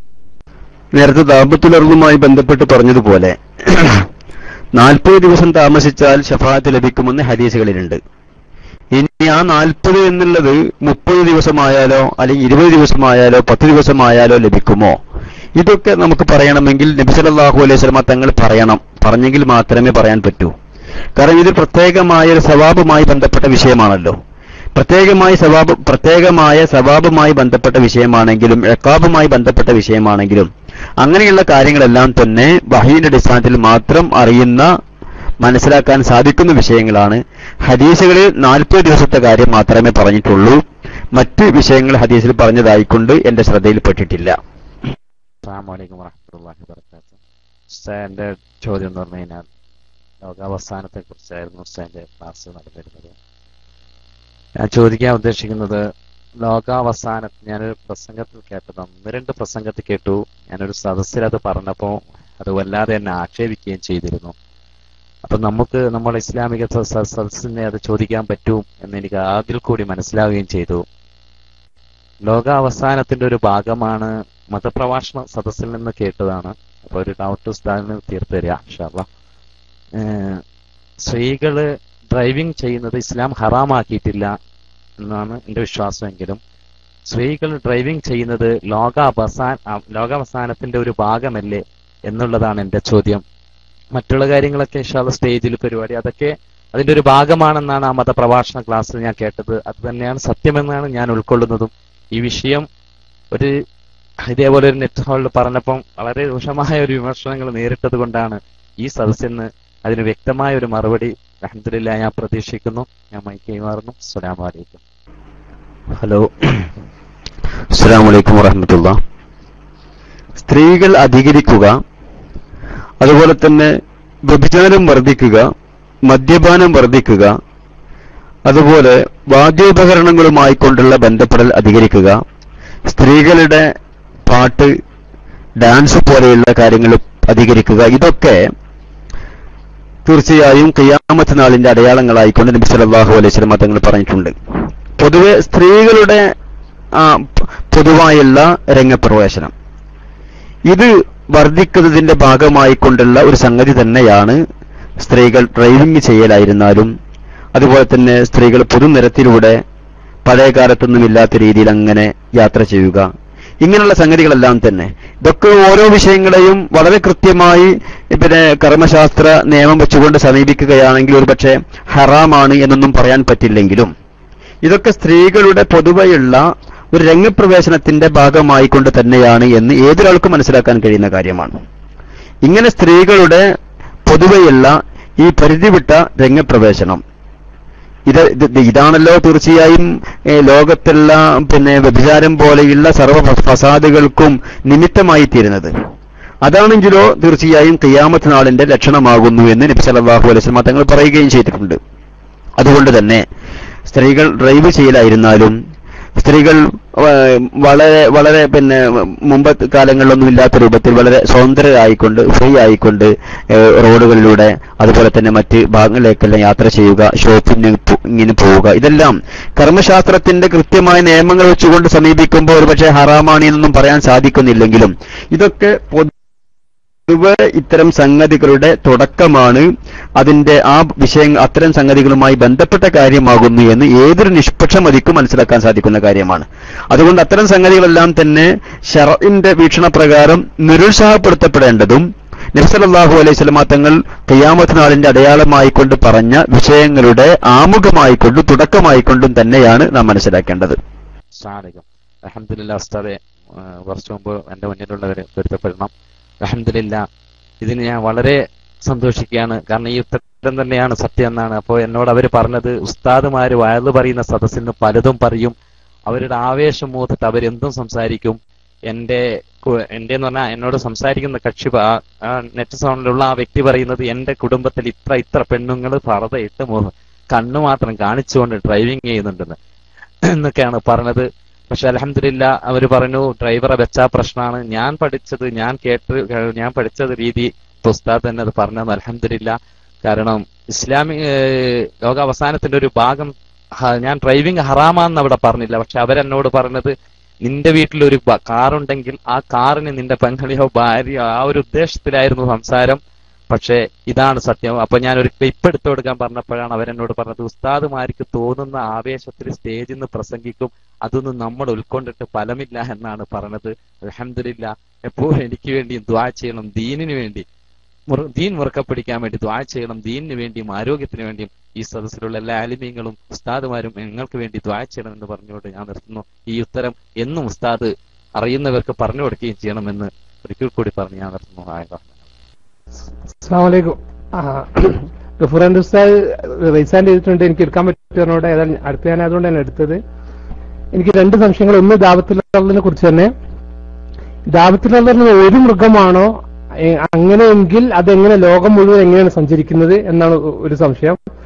രണ്ടാമത്തെ സംശയം നേരത്തെ ഫിഖ് ക്ലാസ്സിലുള്ളതാണ്. ഞാൻ എന്റെ 10 വയസ്സായ മകന്റെ കൂടെ ജമാഅത്ത് നമസ്കരിച്ചാൽ, ഞാൻ ഇമാമായി നമസ്കരിച്ച ജമാഅത്തിന്റെ കൂലി കിട്ടുമോ? വീട്ടിൽ നിന്ന് ജമാഅത്ത് നമസ്കരിക്കുന്നതും പള്ളിയിൽ നിന്ന് ജമാഅത്ത് നമസ്കരിക്കുന്നതും തമ്മിൽ കൂലിയിൽ എന്തെങ്കിലും വ്യത്യാസങ്ങളുണ്ടോ എന്ന് രണ്ട് സംശയങ്ങൾ അറിയും. അസ്സലാമു അലൈക്കും. അസ്സലാമു അലൈക്കും വറഹ്മത്തുള്ളാഹി. ബഹുമാനപ്പെട്ട സഹോദരൻ രണ്ട് കാര്യങ്ങളാണ് ഇവിടെ സൂചിപ്പിച്ചത്. ഒന്ന്, ദാബത്തുൽ അർള് അത് ഒറ്റ മൃഗമാണോ? ഒറ്റ മൃഗമാണെങ്കിൽ എങ്ങനെയാണ് ലോകം മുഴുവനും അത് സഞ്ചരിക്കുന്നത്? പിന്നെ മറ്റൊന്ന്, ബഹുമാനപ്പെട്ട സഹോദരൻ തന്നെ ഇവിടെ പറഞ്ഞു, നേരത്തെ നടന്ന ഫിഖ് ക്ലാസുമായി ബന്ധപ്പെട്ട ആ ക്ലാസുമായി ബന്ധപ്പെട്ട സംശയമാകുന്നു എന്ന്. അങ്ങനെ ജമാഅത്ത് നിസ്കാരത്തിന്റെ പ്രതിഫലവുമായി ബന്ധപ്പെട്ട സംശയമാണ് സഹോദരൻ ഇവിടെ ഉന്നയിച്ചത്. അതുകൊണ്ട് ആ വിഷയത്തെക്കുറിച്ച് എനിക്ക് പറയാനുള്ളത്, അത് നമ്മുടെ ക്ലാസ് റൂമിൽ നടന്ന മറ്റൊരു ക്ലാസുമായി ബന്ധപ്പെട്ട വിഷയമായതുകൊണ്ട്, ബഹുമാനപ്പെട്ട സഹോദരൻ തന്നെ ആ വിഷയം അങ്ങനെ സൂചിപ്പിച്ചല്ലോ, മറ്റൊരു ക്ലാസുമായി ബന്ധപ്പെട്ട വിഷയമായതുകൊണ്ട്, പിന്നെ ക്ലാസ്സിലെത്ത ബഹുമാനപ്പെട്ട ജലീൽ ദാരിമി ഉസ്താദ് അവர்கள் പറഞ്ഞിരുന്നു ക്ലാസിന്റെ അവസാനത്തിൽ, ഇനി ചോദ്യോത്തരങ്ങൾക്ക് സംശയ നിവാരണത്തിന് സമയമില്ലാത്തതുകൊണ്ട് ഈ വിഷയത്തിലുള്ള സംശയങ്ങളൊക്കെ മറ്റൊരു സമയത്താവാം എന്ന് പറഞ്ഞിരുന്നു. അതുകൊണ്ട് ആ വിഷയം കൈകാര്യം ചെയ്യൽ മറ്റൊരു ക്ലാസുമായി ബന്ധപ്പെട്ട വിഷയമായതുകൊണ്ടും അതിൽ വരുന്ന പിന്നെ സംശയങ്ങൾ മറ്റൊരു സമയത്ത് കൈകാര്യം ചെയ്യാമെന്നും ആ ഉസ്താദ് തന്നെ പറഞ്ഞ സ്ഥിതിക്ക് ആ വിഷയം കൈകാര്യം ചെയ്യൽ ബഹുമാനപ്പെട്ട ജലീൽ ദാരിമി ഉസ്താദിന്റെ ക്ലാസുമായി ബന്ധപ്പെട്ട വിഷയമായതുകൊണ്ട് അവർ തന്നെ കൈകാര്യം ചെയ്തായിരിക്കും, അവരോട് തന്നെ ചോദിക്കലായിരിക്കും നല്ലത് എന്ന് എനിക്ക് തോന്നുന്നു. പിന്നെ അതുകൊണ്ട് ദാബത്തുൽ അർളുമായി ബന്ധപ്പെട്ട വിഷയത്തിന് ഇൻഷാ അല്ലാഹ് നമുക്ക് വിശദീകരിക്കാം. ദാബത്തുൽ അർള് യജൂജ് മഅജൂജിനെ പോലെ ഒന്നിലധികം മൃഗങ്ങളില്ല, അത് ഒറ്റ മൃഗം മാത്രമാകുന്നു എന്നാണ് ഹദീസിന്റെ വിവരണത്തിൽ കാണുന്നത്. പിന്നെ അത് ലോകം മുഴുവനും അതെങ്ങനെ സഞ്ചരിക്കും എന്നതാ. അപ്പൊ ഹദീസിൽ അങ്ങനെ വന്നിട്ടുണ്ടെങ്കിൽ അത് അപ്രകാരം വിശ്വസിക്കുക തന്നെ. പിന്നെ അത് ലോകം മുഴുവനും എങ്ങനെ സഞ്ചരിക്കും എന്നുള്ള സംശയങ്ങളെല്ലാം സ്വാഭാവികമാണ്. പക്ഷേ അത്തരം സംശയങ്ങൾ ഈ വിഷയത്തിൽ പ്രസക്തമല്ല. കാരണം നമുക്കവിടെ അറിയാൻ താല്പര്യമുള്ള ബാക്കിയുള്ള ഒരുപാട് കാര്യങ്ങളുണ്ട്. ഞാൻ നേരത്തെ പറഞ്ഞല്ലോ, ഈ മൃഗം പിന്നെ ഭൂമിയിൽ നിന്ന് പ്രത്യക്ഷപ്പെടുമ്പോൾ അത് എവിടെയായിരുന്നു അതുണ്ടായിരുന്നത്, ഇനി എവിടേക്കാണ് അത് പോകുന്നത്, ഇതിന്റെ ഭക്ഷണ രീതി എങ്ങനെയാണ്, ഇതൊന്നും തന്നെ ഹദീസിൽ വന്നിട്ടില്ല, വിവരണങ്ങളിൽ വന്നിട്ടില്ല. അപ്പൊ അത്തരം വിവരണങ്ങളിൽ വന്ന സംഗതി അപ്രകാരം വിശ്വസിക്കുക, വരാത്ത കാര്യങ്ങൾ നമുക്ക് അറിയില്ല എന്ന് പറയുക, അതിനെക്കുറിച്ചുള്ള ഇൽമ് അള്ളാഹുവിലേക്കും റസൂലിലേക്കും ഏൽപ്പിച്ചു കൊടുക്കുക, ഇതേ നമുക്ക് ഈ വിഷയത്തിൽ നിർവാഹമുള്ളൂ. അതുകൊണ്ട് തന്നെ ഹദീസിൽ ഇപ്രകാരം വന്നിട്ടുണ്ട്, അതുകൊണ്ട് നാം ദാബത്തുൽ അർദിനെ കുറിച്ച് അങ്ങനെ വിശ്വസിക്കുന്നു എന്നേ നമുക്കത് സംബന്ധമായിക്കൊണ്ട് പറയാൻ കഴിയൂ. കേൾക്കുന്നുണ്ടോ? പിന്നെ കേൾക്കുന്നുണ്ട്. നേരത്തെ പറഞ്ഞല്ലോ, പിന്നെ ദാബത്തുൽ അർദ് അവസാനമായിട്ട് മഫാത്തിലാണ് വരികയെന്നും അത് തല കൊണ്ട് മണ്ണിട്ട് എറിയുന്നൊക്കെ. അപ്പൊ കാഫിര്യങ്ങൾ പേടിച്ചോടുന്ന് പറഞ്ഞു. ഇപ്പോഴത്തെ അവസ്ഥയില് അവിടെ മത്താത്തിൽ മണ്ണ് എറിയാൻ മണ്ണില്ല, കാഫിര്യങ്ങളാണെങ്കിൽ അവിടെ ഉണ്ടാവില്ലല്ലോ. ആ കാലഘട്ടത്തിൽ ഇതിനൊക്കെ മാറ്റം വരുമോ എന്ന ആ വിഷയത്തിലാണ് സംശയം. അതായത് അവിടെ കാഫിര്യങ്ങൾ ഉണ്ടാവുമോ? പിന്നെ അവിടെ ഇപ്പോഴത്തെ അവസ്ഥയിൽ മത്താത്തിൽ മണ്ണൊന്നുമില്ല, അന്ന് ഈ അവസാന നാളാകുമ്പോ ഇപ്പോഴത്തെ അവസ്ഥയിൽ നിന്നൊക്കെ മാറ്റം വന്നിട്ട് അങ്ങനെ സംഭവിക്കുമോ എന്നതാണ് അറിയേണ്ടത്. അസ്സലാമു അലൈക്കും വറഹ്മത്തുള്ളാഹി. വളരെ പ്രസക്തമായ ഒരു വിഷയമാണ്. ശ്രോതാക്കളെല്ലാം കേട്ടല്ലോ വിഷയം. മണ്ണെടുത്തെറിയുമ്പോ അവിടെയുള്ള കാഫിര്യങ്ങളെല്ലാം പേടിച്ചോടും എന്ന് ഞാൻ പറഞ്ഞിരുന്നു. ഇതെങ്ങനെയാണ് മത്താഫിൽ ഇങ്ങനത്തെ എങ്ങനെ സംഭവിക്കും? കാരണം ഒന്നവിടെ മണ്ണില്ല, പിന്നെ മറ്റൊന്ന് അവിടെ കാഫിര്യങ്ങൾക്ക് പ്രവേശനമില്ലാത്ത സ്ഥലമാണ്. അപ്പൊ കാഫിര്യങ്ങൾ പേടിച്ചോടുക എന്ന കാര്യം എങ്ങനെ സംഭവിക്കും? മണ്ണെടുത്തെറിയുക എന്ന് പറഞ്ഞാൽ അത് അവിടെയുള്ള ഭൂമിയിൽ നിന്ന് മണ്ണ് വാരി എറിയുമെന്ന് ഹദീസിലില്ല. തല കൊടയുമ്പോ മണ്ണ് തെറിക്കും എന്നാണുള്ളത്. എന്നാണ്. തല കൊടയുമ്പോ തലയിൽ നിന്ന് മണ്ണ് തെറിക്കും. അപ്പൊ തലയിൽ എങ്ങനെ മണ്ണ് വന്നു? അല്ലാഹു അഅലം. തല കൊടയുമ്പോ തലയിൽ നിന്ന് മണ്ണ് തെറിക്കുമെന്നുമാണ് ഹദീസിലുള്ളത്. പിന്നെ അവിടെ കാഫിര്യങ്ങൾ അതെങ്ങനെ സംഭവിക്കുന്നു എന്നുള്ളതാണ്. അതു സംബന്ധമായും ഹദീസിൽ വന്നിട്ടുള്ളത് കാഫിര്യങ്ങൾ പേടിച്ചോടും, കാഫിര്യങ്ങളുടെ ദേഹത്തിലേക്ക് മണ്ണ് തട്ടും, അവര് പേടിച്ചോടും എന്ന് തന്നെയാണ്. അപ്പൊ കാഫിര്യങ്ങൾ എങ്ങനെ വന്നു? ഇത് പ്രസക്തമായൊരു വിഷയമാണ്. എങ്കിലും പിന്നെ ഈ കാഫിര്യങ്ങൾ എങ്ങനെ വന്നു എന്ന വിഷയത്തിൽ നമുക്ക് ഒരു ധാരണയല്ലാതെ, ഒരു അനുമാനമല്ലാതെ മറ്റൊന്നും ഈ വിഷയത്തിൽ മനസ്സിലാക്കാൻ കഴിയുന്നില്ല. ഒരുപക്ഷെ അവിടെ കാഫിർ എന്നതുകൊണ്ട് വിവക്ഷിക്കപ്പെടുന്നത് കപടവിശ്വാസികളാകുന്ന മുനാഫിക്കുകൾ എന്നായിരിക്കാം. ഒരുപക്ഷെ അങ്ങനെയായിരിക്കാം. അതല്ലെങ്കിൽ ഇന്നുള്ള അവസ്ഥക്ക് അക്കാലത്ത് മാറ്റം വരാൻ സാധ്യതയുണ്ട്. അക്കാലത്ത് മാറ്റം വന്ന് അവിടെ കാഫിര്യങ്ങളുടെ സാന്നിധ്യം ഉണ്ടാവാം. അസ്സലാമു അലൈക്കും. അല്ലാഹുമ്മ സ്വല്ലി അലാ സയ്യിദിനാ മുഹമ്മദ് വഅലാ ആലി സയ്യിദിനാ മൗലാനാ മുഹമ്മദ്. ഓരോ കല്ലായിക്കൊണ്ട് അപ്പൊ അങ്ങനെ ഒരു പക്ഷേ അങ്ങനെയെല്ലാം ചരിത്രത്തിൽ കാണുന്നത് കൊണ്ട് ഒരുപക്ഷെ അക്കാലത്ത് ഈ സംഗതിക്ക് മാറ്റം വരാം എന്നെല്ലാം ആവാൻ സാധ്യതയുണ്ട്. ഏതായിരുന്നാലും ഒരുപക്ഷെ മുനാഫിക്കുകൾ എന്നായിരിക്കാം. അതല്ലെങ്കിൽ ഇക്കാലത്തുള്ള ഈ അവസ്ഥക്ക് ഒരുപക്ഷെ ആ സമയത്ത് മാറ്റം വരാം. കാരണം കാഫിര്യങ്ങൾ വരുമെന്നും ജൂതന്മാർ വരുമെന്നും ഹജറുൽ അസ്വദ് കൊണ്ടുപോകുമെന്നും കഅബ പൊളിച്ച് ഓരോ കല്ലുകളും സമുദ്രത്തിൽ ഒഴുക്കുമെന്നെല്ലാം തന്നെ ഹദീസിൽ വന്നിട്ടുണ്ടല്ലോ. അപ്പോ ഏതെങ്കിലും ഈ രൂപത്തിലാകും എന്നാണ് നമുക്ക് അതിൽ മനസ്സിലാകുന്നത്. ഏതായിരുന്നാലും ഈ വിഷയത്തിലും നാം മനസ്സിലാക്കേണ്ടത് നബി സല്ലല്ലാഹു അലൈഹി വസല്ലമ തങ്ങൾ പറഞ്ഞ ഈ സംഭവം ബഹുമാനപ്പെട്ട അലി ബിൻ അബി താലിബ് റളിയല്ലാഹു അൻഹു റിപ്പോർട്ട് ചെയ്യുന്നത്. അപ്പൊ കാഫിര്യങ്ങൾ ഓടുമെന്ന്. അപ്പൊ കാഫിർ എന്നതുകൊണ്ട് ഒന്നുകിൽ മുനാഫിക്കുകളോ അതല്ലെങ്കിൽ ഇക്കാലത്തുള്ള അവസ്ഥക്ക് മാറ്റം വന്നുകൊണ്ട് ഒരുപക്ഷെ കാഫിര്യങ്ങളുടെ സാന്നിധ്യം അക്കാലത്തുണ്ടാകാം എന്നോ ആയിരിക്കാം. അല്ലാഹു അലം. ഏതായിരുന്നാലും അതിന്റെ യഥാർത്ഥ വസ്തുത എന്താണ് എന്നുള്ളത് അല്ലാഹു അലം. അസ്സലാമു അലൈക്കും. അല്ലാഹുമ്മ സ്വല്ലി അലാ സയ്യിദിനാ മുഹമ്മദ് വഅലാ ആലി സയ്യിദിനാ മൗലാനാ മുഹമ്മദ് സ്വല്ലല്ലാഹു അലൈഹി വസല്ലം. ഒരു സംശയം ചോദിക്കാൻ വേണ്ടി വിളിച്ചതാണ്. ബാത്റൂമിൽ നാം ജനാബത്ത് കുളിക്കുമ്പോൾ നമ്മളുടെ ഔറത്ത് എങ്ങനെയായിരിക്കും? അത് തുറന്നിട്ട് കൊണ്ട് കുളിക്കുന്നതിൽ ഇത്ര ഭിത്തിയുമായിട്ട് ഇത്ര വ്യത്യാസം ഉണ്ടാവണമെന്നോ അങ്ങനെ വല്ല നിയമമുണ്ടോ? അല്ലെങ്കിൽ ഔറത്ത് മറച്ചുകൊണ്ടായിരിക്കണം ജനാബത്ത് കുളിക്കേണ്ടത്? ഇതിനെക്കുറിച്ചറിയാൻ വേണ്ടിയാണ്. അസ്സലാമു അലൈക്കും വറഹ്മത്തുള്ളാഹി വബറകാതുഹു. കുളിക്കുന്ന സന്ദർഭത്തിൽ, അത് ജനാബത്ത് കുളിയാണെങ്കിലും സുന്നത്ത് കുളിയാണെങ്കിലും കുളിക്കുന്ന സന്ദർഭത്തിൽ നഗ്നത വെളിവാക്കൽ നബി സല്ലല്ലാഹു അലൈഹി വസല്ലമ തങ്ങൾ വളരെ പിന്നെ വിമർശിച്ച, നിരുത്സാഹപ്പെടുത്തിയിട്ടുള്ള ഒരു കാര്യമാണ്. മാത്രമല്ല അതിന് ഒരുപാട് പിന്നെ ദുന്യവിയായ ഒരുപാട് പ്രശ്നങ്ങളും അതിന് നബി തങ്ങൾ പറഞ്ഞിട്ടുണ്ട്. മറവി അധികരിക്കുമെന്നും ഖസ്വത്തുൽ ഖൽബ്, ഹൃദയം കറുത്തുപോകുമെന്നും ഇങ്ങനെ പല പിന്നെ പ്രശ്നങ്ങളും നബി സല്ലല്ലാഹു അലൈഹി വസല്ലം തങ്ങൾ അതിന് പറയുന്നുണ്ട്. പിന്നെ മറയുമായി, ചുമരുമായി ഇത്ര കണ്ട് അകലമുണ്ടാവുക എന്നൊരു നിയമം ഹമ്മാമിന് പറഞ്ഞിട്ടില്ല. അത് പിന്നെ ഖലാഇന് അഥവാ മൂത്രമൊഴിക്കുമ്പോ മറ വെക്കുമ്പോ ആ മറ എത്ര കണ്ട് ഉയരം വേണം, ആ മറയും ഈ മൂത്രമൊഴിക്കാൻ വേണ്ടി ആവശ്യ നിർവഹണത്തിന് വേണ്ടി ഇരിക്കുന്ന വ്യക്തിയും തമ്മിൽ എത്ര അകൽച്ച വേണം എന്ന ഒരു വിശദീകരണം കുളിക്കുന്ന സമയത്ത് കുളിമുറിയിൽ ഉണ്ടാവണമെന്ന് കർമ്മശാസ്ത്ര പണ്ഡിതന്മാരൊന്നും പറഞ്ഞിട്ടില്ല. അത് കുളിമുറിയാവുക, ഒറ്റക്കുള്ള കുളിമുറിയാവുക. ഒറ്റക്കുള്ള കുളിമുറിയാകുമ്പോൾ തന്നെ മറ്റൊരാളും നമ്മുടെ ഔറത്ത് കാണുന്നില്ലെങ്കിലും ഔറത്ത് വെളിവാക്കിക്കൊണ്ട് കുളിക്കാൻ നല്ലതല്ല. നബി സല്ലല്ലാഹു അലൈഹി വസല്ലം തങ്ങൾ നിരുത്സാഹപ്പെടുത്തിയിട്ടുണ്ട്. ഖസ്വത്തുൽ ഖൽബിന് കാരണമാകും, ഹൃദയം കറുത്തു പോകാൻ കാരണമാകുമെന്ന് നബി സല്ലല്ലാഹു അലൈഹി വസല്ലം തങ്ങൾ പറഞ്ഞിട്ടുണ്ട്. പിന്നെ പ്രിയപ്പെട്ട ശ്രോതാക്കളോട് ഒരു കാര്യം അറിയിക്കാനുള്ളത്, ഇന്നിപ്പോ പിന്നെ ഞാൻ നേരത്തെ വിശദീകരിച്ചതുപോലെ ഖിയാമത്ത് നാളിന്റെ അടയാളങ്ങളിൽപ്പെട്ട ഒരു പ്രധാനപ്പെട്ട അടയാളമാണ് ദാബത്തുൽ അർള്. ആ ദാബത്തുൽ അർളുമായി ബന്ധപ്പെട്ട് ഹദീസുകളിൽ വന്ന ചില ഭാഗങ്ങളാണ് ഞാൻ വിശദീകരിച്ചിട്ടുള്ളത്. പക്ഷെ സാധാരണ ക്ലാസ്സുകളിൽ നിന്ന് വ്യത്യസ്തമായി സാധാരണ ക്ലാസ്സുകളിൽ ഉണ്ടാവാറുള്ളത് പോലെ ഉള്ള ഒരു പ്രതികരണം നമ്മുടെ ക്ലാസ്സിൽ നിന്ന് കാണുന്നില്ല. അപ്പോ ഇങ്ങനെയുള്ള വിഷയങ്ങൾ നമുക്ക് ചർച്ച ചെയ്യൽ പ്രസക്തമല്ല എന്ന് ബഹുമാനപ്പെട്ട ശ്രോതാക്കൾക്ക് അഭിപ്രായമുണ്ടോ? ഉണ്ടെങ്കിൽ അത് ശ്രോതാക്കളൊന്ന് രേഖപ്പെടുത്തുകയാണെങ്കിൽ ഇൻഷാ അല്ലാഹ് അടുത്ത ക്ലാസ്സുകളിൽ ആ കാര്യം ശ്രദ്ധിക്കാം. ഒരുപക്ഷെ പിന്നെ ഇങ്ങനെയുള്ള കാര്യങ്ങൾ നമുക്ക് അറിയണമെന്ന് താല്പര്യമുണ്ടാവുകയില്ല, അല്ലെങ്കിൽ എല്ലാവർക്കും ഒരുപക്ഷെ അറിയാവുന്ന കാര്യങ്ങളായിരിക്കാം. അപ്പൊ എന്താണ് മനസ്സിലാകുന്നില്ല. പിന്നെ ഇങ്ങനെ ഖിയാമത്ത് നാളുടെ ഞാൻ ഉദ്ദേശിച്ചത് ഇപ്പോ ഈസാ നബി സ്വല്ലല്ലാഹു അലൈഹി വസല്ലമിന്റെ ഇറക്കം, അതുപോലെ തന്നെ ദജ്ജാല്, യഅ്ജൂജ് മഅ്ജൂജ്, ഇമാം മഹ്ദി, ഇങ്ങനെയുള്ള ചർച്ചകളൊക്കെ ഇൻഷാ അല്ലാഹ് നമ്മുടെ ഈ ആദർശ പഠനത്തിനിടയിൽ തന്നെ ഒഴിവ് പോലെ ഓരോ സമയങ്ങളിൽ ചർച്ച ചെയ്യാമെന്നായിരുന്നു.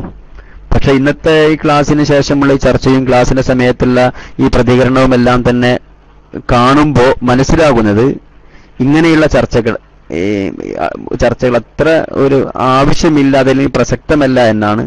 അതുകൊണ്ട് എന്റെ ക്ലാസ് മുഴുവനായി കേട്ട ഏതെങ്കിലും പിന്നെ ശ്രോതാക്കളുണ്ടെങ്കിൽ, ഞാൻ പല സമയത്തും DC ആയിരുന്നു, അതും ഒരുപക്ഷെ ഇതിനൊരു കാരണമായിരിക്കാം. അപ്പൊ മുഴുവനായി ശ്രദ്ധിച്ച ആരെങ്കിലും ഉണ്ടെങ്കിൽ അവർ മൈക്കെടുത്തുന്ന അഭിപ്രായം പറയുകയാണെങ്കിൽ ഇൻഷാ അല്ലാഹ് നമുക്ക് വരും ക്ലാസ്സുകളിൽ നമുക്ക് ഇതിന്റെ പോരായ്മകളൊക്കെ ശ്രദ്ധിക്കാമല്ലോ.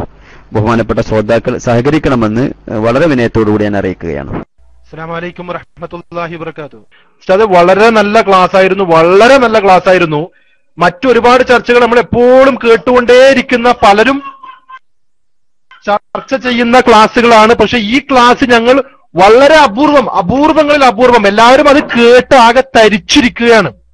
അപ്പോ എന്ത് ചോദ്യം ചെയ്യണം, എങ്ങനെ ചോദ്യം ചെയ്യണം എന്നറിയാതെ എല്ലാവരും കോരിത്തരിച്ചിരിക്കുന്ന ഒരു നല്ല വിഷയമാണ്. ഇനിയും ഞങ്ങൾ പ്രതീക്ഷിച്ചിരിക്കുകയാണ് അടുത്ത ക്ലാസ്സുകൾ. ഇമാം മഹദിയുടെയും അതുപോലെ തന്നെ ഈസാ നബി അലൈഹി ഇസ്ലാമിന്റെയും അതുപോലെ ദജ്ജാലിന്റെയും ഒക്കെ ക്ലാസ്സിന് വേണ്ടി ഞങ്ങൾ കാത്തിരിക്കുകയാണ്. അപ്പൊ വളരെ നല്ല ക്ലാസ്സാണ് ഉസ്താദെ. പിന്നെ ഒരു പ്രതീക്ഷിക്കാതെ ഇങ്ങനെ ഒരു നല്ലൊരു ക്ലാസ് കേട്ടപ്പോഴുള്ള തരിപ്പില് ചോദ്യകർത്താക്കൾ ചോദ്യം മറന്നുപോയി, എന്ത് ചോദിക്കണം എന്ന് മറന്നുപോയി. കാരണം മറ്റെല്ലാ വിഷയത്തിലും എല്ലാവരും ഒരുപാട് കാലം ചോദിച്ച് അതേ ചോദ്യങ്ങൾ തന്നെ വീണ്ടും ആവർത്തിക്കുന്നു. ഇതിൽ എന്ത് ചോദിക്കണമെന്ന് ചോദ്യകർത്താക്കൾക്ക് കൺഫ്യൂഷൻ ആയതുകൊണ്ടായിരിക്കാം. അതല്ലാതെ വളരെ നല്ല ക്ലാസ് ആയിരുന്നു.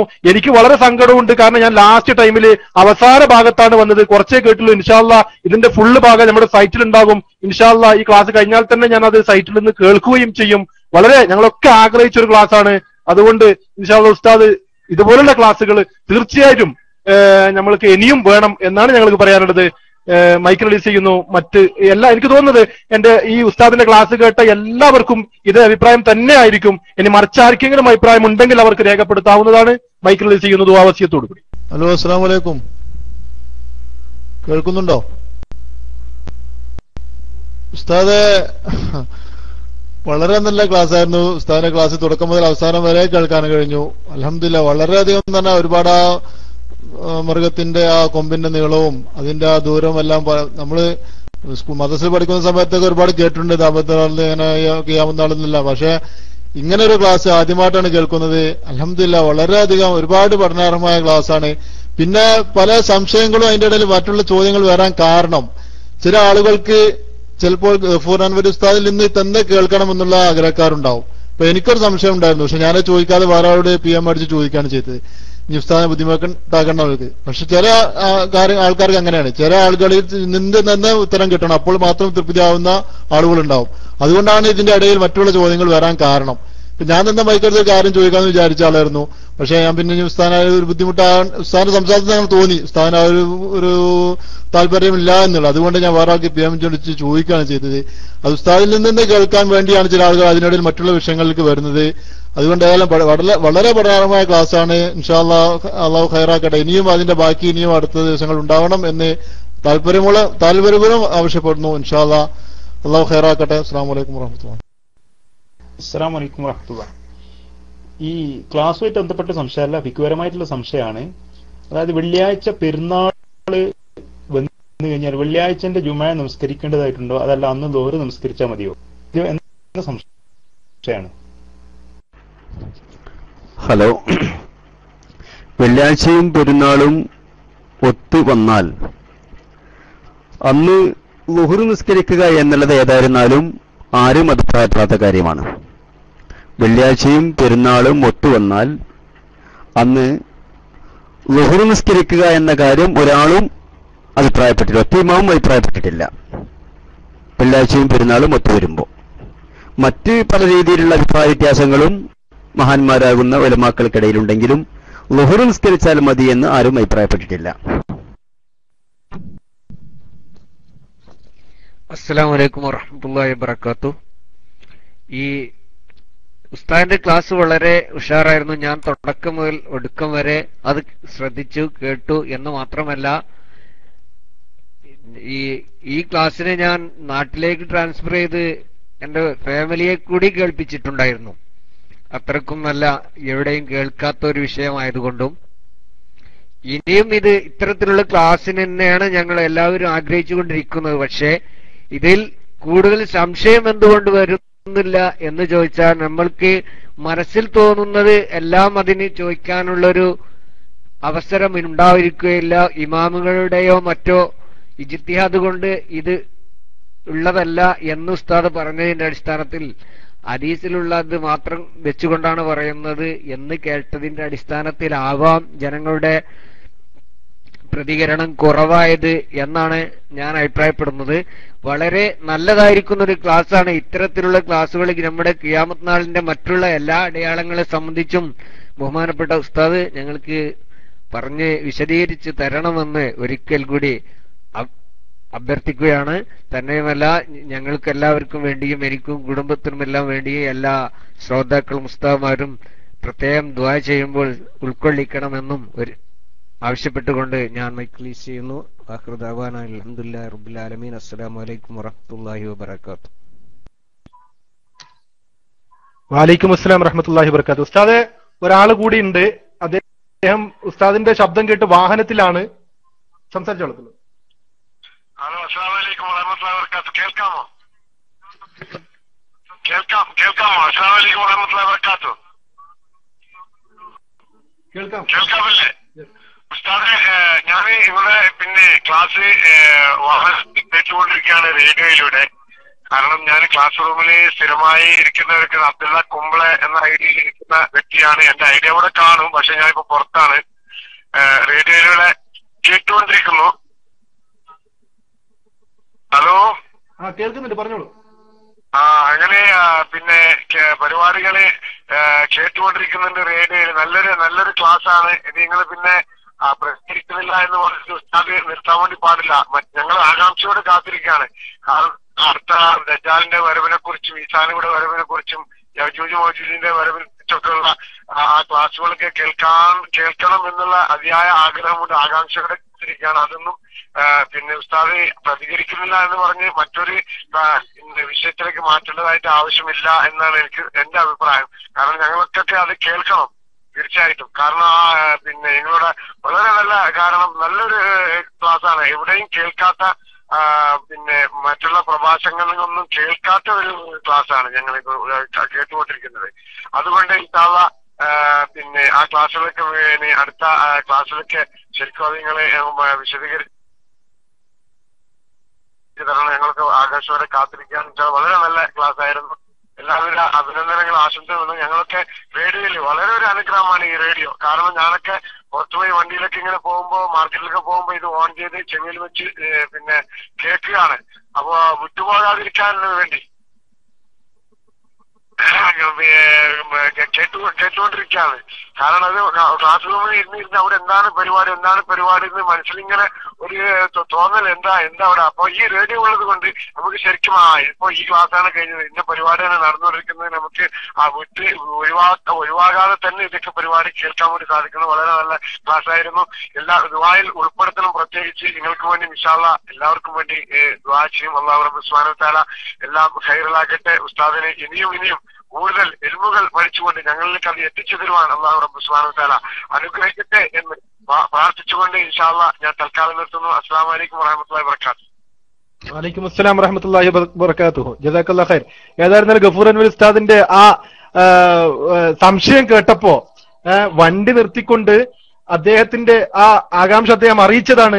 അദ്ദേഹം പറഞ്ഞു, അദ്ദേഹം എന്നെ വിളിച്ചു പറഞ്ഞു വളരെ നല്ല ക്ലാസ് ആണ്, എനിക്ക് മൊബൈൽ കൂടിയെങ്കിലും ഒരു അഭിപ്രായം രേഖപ്പെടുത്തണം എന്ന് പറഞ്ഞുകൊണ്ട് നമ്മുടെ റൂമിന്റെ അഡ്മിൻ കൂടിയായ അബ്ദുള്ള കുംബ്ല സാഹിബായിരുന്നു വിളിച്ചിരുന്നത്. മൈക്ക് റിലീസ് ചെയ്യുന്നു അടുത്ത ആൾക്ക് വേണ്ടി. അസ്സലാമു അലൈക്കും വറഹ്മത്തുള്ളാഹി.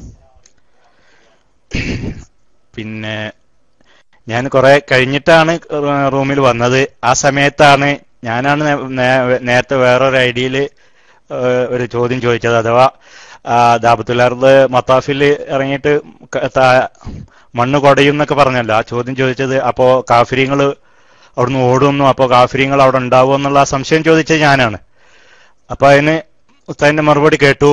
പിന്നെ വീണ്ടും അവിടെ ഒരു സംശയം കൂടി എന്താണെന്ന് വെച്ചാല്, ഇപ്പൊ ഇന്നൊരു നിയമമൊക്കെ ഉണ്ടല്ലോ അവിടെ ഒയർ മുസ്ലിമുകൾക്ക് പ്രവേശിക്കാൻ തന്നെ പാടില്ലാത്ത സ്ഥലങ്ങളൊക്കെ ഉണ്ടല്ലോ അവിടെ ഉണ്ട്. അപ്പോ ഇപ്പോൾ അതൊരു ഇസ്ലാമിക നിയമം ഉണ്ടല്ലോ, അങ്ങനെ അവിടെ ഹറമിൽക്ക് പാടില്ല. ആ നിയമത്തിന് തന്നെ ആ കാലഘട്ടത്തിൽ ഒരു മാറ്റം വരുമോ എന്നാണ് എൻ്റെ ഒരു സംശയം. കാഫിര്യങ്ങൾ അവിടെ വേണം, അപ്പോഴല്ലേ ഓടുള്ളൂ. അങ്ങനെയൊക്കെ വരുമ്പോ ഇങ്ങനെ ഒരു ഇസ്ലാമികമായ ഒരു നിയമമല്ല, ആ നിയമത്തിന് തന്നെ ഇത് മാറ്റം വരുമോ എന്ന് ഞാനിങ്ങനെ സംശയിച്ചു പോവാണ്. ആ സംശയം തീർക്കണം. പിന്നെ ഉസ്താദിന്റെ ക്ലാസ് നല്ല ക്ലാസ്സാണ്. ഞാൻ മറ്റുള്ളവരൊക്കെ അതിനെപ്പറ്റി പറഞ്ഞുകൊണ്ടാണ് വീണ്ടും പറയേണ്ടതില്ലല്ലോ എന്ന് കരുതിയിട്ടാണ് ഇത്തരം വിഷയങ്ങൾ തന്നെയാണ് കേൾക്കേണ്ടത്. അതേപോലെ തന്നെയായിരുന്നു നാള് കഴിഞ്ഞ ദിവസം ഉണ്ടായ മദ്ഹബിനെ കുറിച്ചുള്ള ആ ക്ലാസ്, അതേപോലെ തന്നെ ഈ ക്ലാസ് ഉണ്ടായത്. ഞാൻ കയറി റൂമിലേക്ക് കടന്നു വന്നപ്പോഴാണ് ഈ വിഷയം, അപ്പോഴാണ് ഈ കേട്ടത് മത്താഫിൽ ഇറങ്ങുന്നു ആ സംഭവം. അപ്പൊ തന്നെ എനിക്കൊരു സംശയം ഉണ്ടായി. അപ്പൊ ഞാൻ ചോദിച്ചത്, ഇങ്ങനത്തെ സാധാരണ കേൾക്കാത്ത ഇങ്ങനത്തെ വിഷയങ്ങൾ ക്ലാസ് എടുത്തു വരുമ്പോഴാണ് സംശയങ്ങളൊക്കെ ചോദിക്കാണ്ടാവുക. അതുകൊണ്ട് ഉസ്താദ് ഇത്തരം ക്ലാസ്സുകളൊക്കെ ഞങ്ങൾക്ക് എടുത്തു തരണം എന്ന് വളരെ വിനയത്തോടു കൂടി അപേക്ഷിക്കുകയാണ്. അല്ലാഹു തആല തൗഫീഖ് ചെയ്യട്ടെ. ആമീൻ. അസ്സലാമു അലൈക്കും.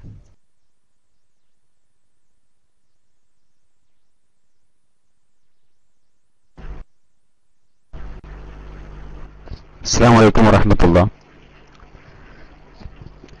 ദാബത്തുൽ അർള് മത്താഫിൽ മഖാം ഇബ്രാഹിമിന്റെ അടുത്ത് വെച്ചുകൊണ്ട് പ്രത്യക്ഷപ്പെടുമെന്നും അങ്ങനെ അതിന് തല കുടയുമ്പോ മണ്ണ് അവിടെയുള്ള ആളുകളുടെ ദേഹത്തിലേക്കൊക്കെ വരും, അങ്ങനെ കാഫിര്യങ്ങൾ അവിശ്വാസികളായ ആളുകൾ പേടിച്ച് ഓടുമെന്നുമെല്ലാം റാസിയിലും അതുപോലെ തന്നെ ഇബ്നു കസീറിലുമുണ്ട്. പിന്നെ അവിടെയുള്ള വിഷയം എങ്ങനെയാണ് മത്താഫിൽ കാഫിര്യങ്ങൾ ഉണ്ടാകുന്നത് എന്നതാണ്. യഥാർത്ഥത്തിൽ ഈ വിഷയത്തിൽ ഞാൻ നേരത്തെ പറഞ്ഞിരുന്നു, ബഹുമാനപ്പെട്ട ഇമാം റാസി റളിയല്ലാഹു അൻഹു അലി ഇബ്നു അബി ത്വാലിബ് റളിയല്ലാഹു അൻഹു റിപ്പോർട്ട് ചെയ്യുന്ന ഹദീസിന്റെ അടിസ്ഥാനത്തിലാണ് ഈ കാര്യം പറയുന്നത്. അതുപോലെ തന്നെ ഇബ്നു കസീറും പറയുന്നുണ്ട്, ഇമാം ഖുർത്തുബി അവിടുത്തെ അത്തദ്കിറ എന്ന് പറയുന്ന കിതാബിലും പറയുന്നുണ്ട്. പക്ഷെ നമുക്കിവിടെയുള്ള വിഷയം എങ്ങനെ മത്താഫിൽ കാഫിര്യങ്ങൾ ഉണ്ടാകും എന്നുള്ളതാണ്. അതിനെക്കുറിച്ച് യഥാർത്ഥം നമുക്ക് പറയാനുള്ളത്, ഒരുപക്ഷെ കാഫിർ എന്നതുകൊണ്ട് അവിടെ വിവക്ഷ മുനാഫിഖ് എന്നായിരിക്കാം. നമ്മൾ തീർപ്പ് അങ്ങനെ പറയുന്നില്ല, മുനാഫിഖ് എന്നായിരിക്കാം. അതല്ലെങ്കിൽ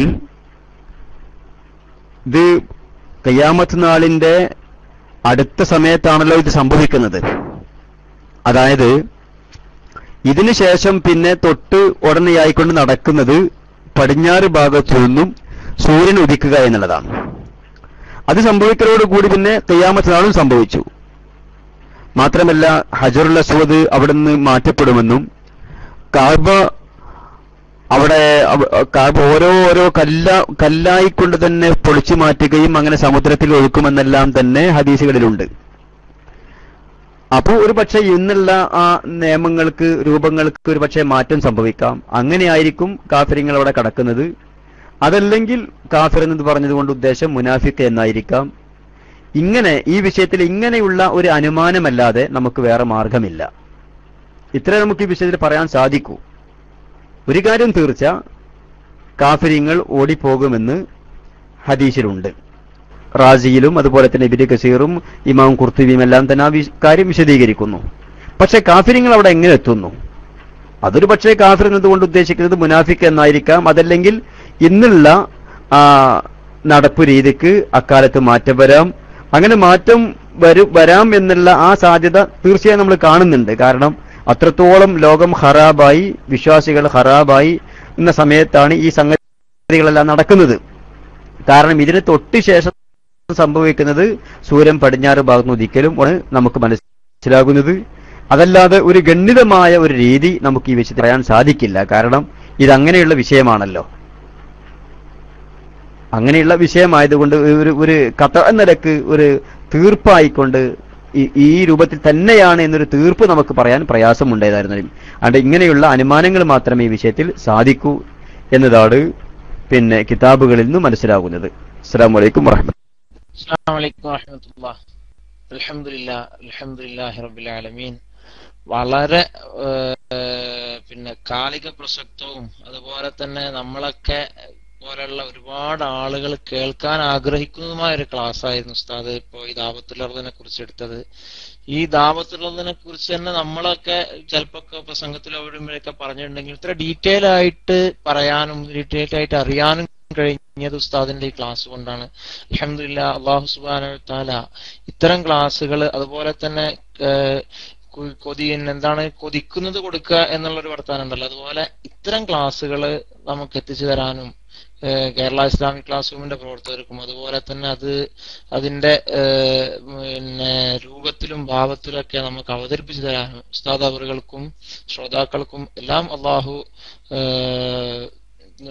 അള്ളാഹു തൗഫീഖ് നൽകട്ടെ എന്ന് ഈ അവസരത്തിൽ പ്രാർത്ഥിക്കുകയാണ്. നിങ്ങളൊക്കെ ദുആ ചെയ്യണം. അള്ളാഹു സുബ്ഹാനഹു വ തആല നമ്മുടെ ഈ ക്ലാസ്സുകളൊക്കെ എടുത്തു തരുന്ന ഉസ്താദുമാർക്ക് ദീർഘായുസ്സും ആഫിയത്തും അവര് ഉദ്ദേശിക്കുന്നതിനേക്കാൾ ഉപരി അതിനുള്ള പ്രതിഫലം അവരുടെ ഉഖ്റവിയായ നിലക്ക് അവർക്ക് ഏറ്റിയേറ്റി നൽകട്ടെ, ഏറ്റിയേറ്റി കിട്ടട്ടെ. അവരുടെ കുടുംബത്തിലും മറ്റും ഐശ്വര്യം ഏറ്റിയേറ്റി ഉണ്ടാവട്ടെ എന്ന് ഈ അവസരത്തിൽ പ്രാർത്ഥിച്ചുകൊണ്ട് ദുആ ചെയ്യണമെന്ന് അഭ്യർത്ഥിച്ചുകൊണ്ട് മൈക്ക് റിലീസ് ചെയ്യുന്നു. ആഖിറു ദഅവാന അൽഹംദുലില്ലാഹ്. അസ്സലാമു അലൈക്കും. അസ്സലാമു അലൈക്കും. ഉസ്താദേ, ഈ ദാവത്തുൽ അർദിനെ കുറിച്ച് നമ്മൾ പണ്ട് പഠിച്ചിട്ടുണ്ടെങ്കിലും ഇത് വ്യക്തമായിട്ട് ഉസ്താദിന്റെ ക്ലാസ് മനസ്സിലാക്കാൻ കഴിഞ്ഞത്. അപ്പൊ എന്റെ സംശയം, നമ്മൾ മനസ്സിലാക്കി ഇതുവരെ ഉണ്ടായിരുന്ന ധാരണ ദജ്ജാലിനൊക്കെ പോലെ ജനങ്ങൾക്ക് ശത്രുത ചെയ്യുന്നൊരു ഒന്നാണ് എന്നാണ് മനസ്സിലാക്കിയത്. അതായത് മൂമിനൊക്കെ ശത്രുത ചെയ്യുന്ന ഒരു ജീവിയാണെന്നാണ് മനസ്സിലാക്കിയിരുന്നത്. പക്ഷെ ഉസ്താദിന്റെ ക്ലാസ് മനസ്സിലാക്കുന്നത് ഇത് മൂമിനികളെ ഫേവർ ചെയ്തുകൊണ്ടാണ് എല്ലാ സ്ഥലത്തും പ്രത്യക്ഷപ്പെടുന്നത് കാണുന്നത്. അത് ശരിയാണോ? മൂമിനികൾക്ക് അനുകൂലമായിട്ടാണോ മൃഗം നിലകൊള്ളുന്നത്, അല്ലെങ്കിൽ ശത്രു തന്നെയാണോ എന്നൊന്ന് വിശദമാക്കാം. അസ്സലാമു അലൈക്കും. ദാബത്തുൽ അർദ് മുഅ്മിനീങ്ങൾക്ക് ശത്രുവായിക്കൊണ്ടാണോ വരുന്നത്? ഇതാണല്ലോ വിഷയം. അതിനു മുമ്പ് നമ്മുടെ ചില സഹോദരന്മാര് ആദർശ ക്ലാസ് മുടങ്ങിപ്പോകുമോ അതല്ലെങ്കിൽ അത് ഉണ്ടാവൂലേ എന്നുള്ള രീതിയിലുള്ള പല ടെസ്റ്റുകളും അടിച്ചു കണ്ട്, തീർച്ചയായിട്ടും നമ്മുടെ ഈ സമയം ആദർശ പഠന ക്ലാസിന്റെ ആ ചർച്ചയുടെ സമയം തന്നെയാണ്. ആദർശ പഠന ചർച്ചയുടെ ഇടയിൽ നമുക്കിങ്ങനെയുള്ള നാം അറിയേണ്ടതാണ്, പൊതുവെ ചർച്ച ചെയ്യാത്ത വിഷയമാണ് എന്നൊക്കെ തോന്നുന്ന ചില വിഷയങ്ങൾ ചില ദിവസങ്ങളിൽ ഇടയ്ക്കൊക്കെ ഇങ്ങനെ ചർച്ച ചെയ്യുക തന്നെ ഞാൻ ഉദ്ദേശിക്കുന്നുള്ളൂ.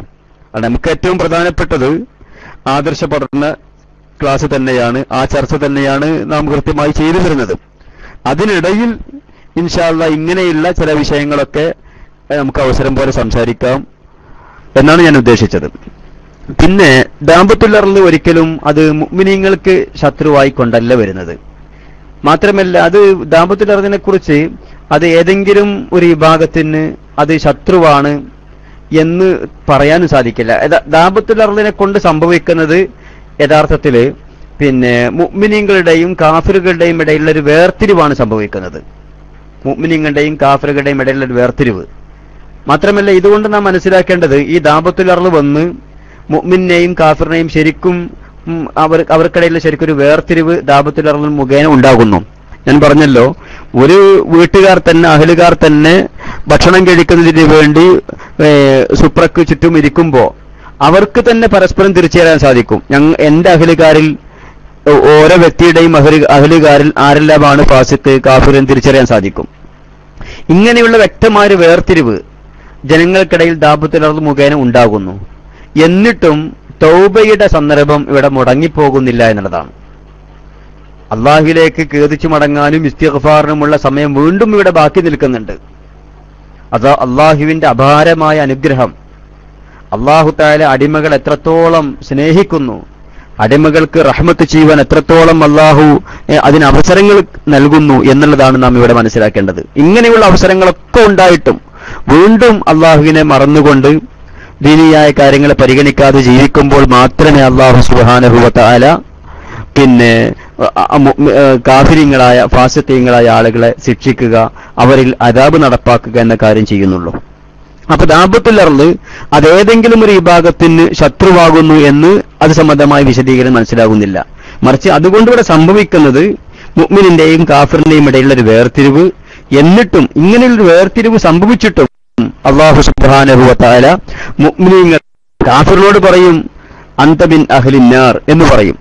അതായത് ഓരോരുത്തർക്കും അറിയാം ഞാൻ നല്ലവനാണോ അല്ല ചീത്ത വ്യക്തിയാണോ എന്ന്. അതായത് വ്യക്തമായൊരു ഒരു അവസരമാണ് അല്ലാഹു തആല നൽകുന്നത്. ഓരോ മനുഷ്യനോടും നീ തൗബ ചെയ്യേണ്ടതുണ്ട്, നീ കുറ്റക്കാരനാകുന്നു, നീ ഫാസിഖാകുന്നു, അതുകൊണ്ട് നീ തൗബ ചെയ്യേണ്ടതുണ്ട് എന്നുള്ള വ്യക്തമായൊരു അറിവാണ് ഓരോരുത്തർക്കും അല്ലാഹു തആല നൽകുന്നത്. അപ്പൊ അല്ലാഹുവിന്റെ വളരെ മഹത്തായ വിശാലമായ റഹ്മത്താണ് നമുക്കിവിടെ കാണാൻ സാധിക്കുന്നത്. അപ്പൊ ദാബത്തുൽ അർള് ഏതെങ്കിലും ഒരു വിഭാഗത്തിന് ശത്രുവാകുന്നു എന്ന് നമുക്ക് പിന്നെ ഹദീസുകളിൽ നിന്ന് മനസ്സിലാകുന്നില്ല. അസ്സലാമു അലൈക്കും വറഹ്മത്തുള്ളാഹി വബറകാതുഹു.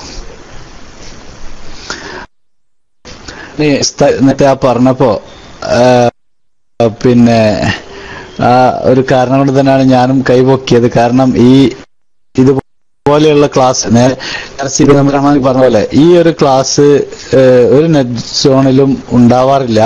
എല്ലാ സ്ഥലത്തും ഏകദേശം അടിപിടിക്കാൻ കൂടുന്ന വിഷയങ്ങളല്ലാതെ മറ്റൊന്നും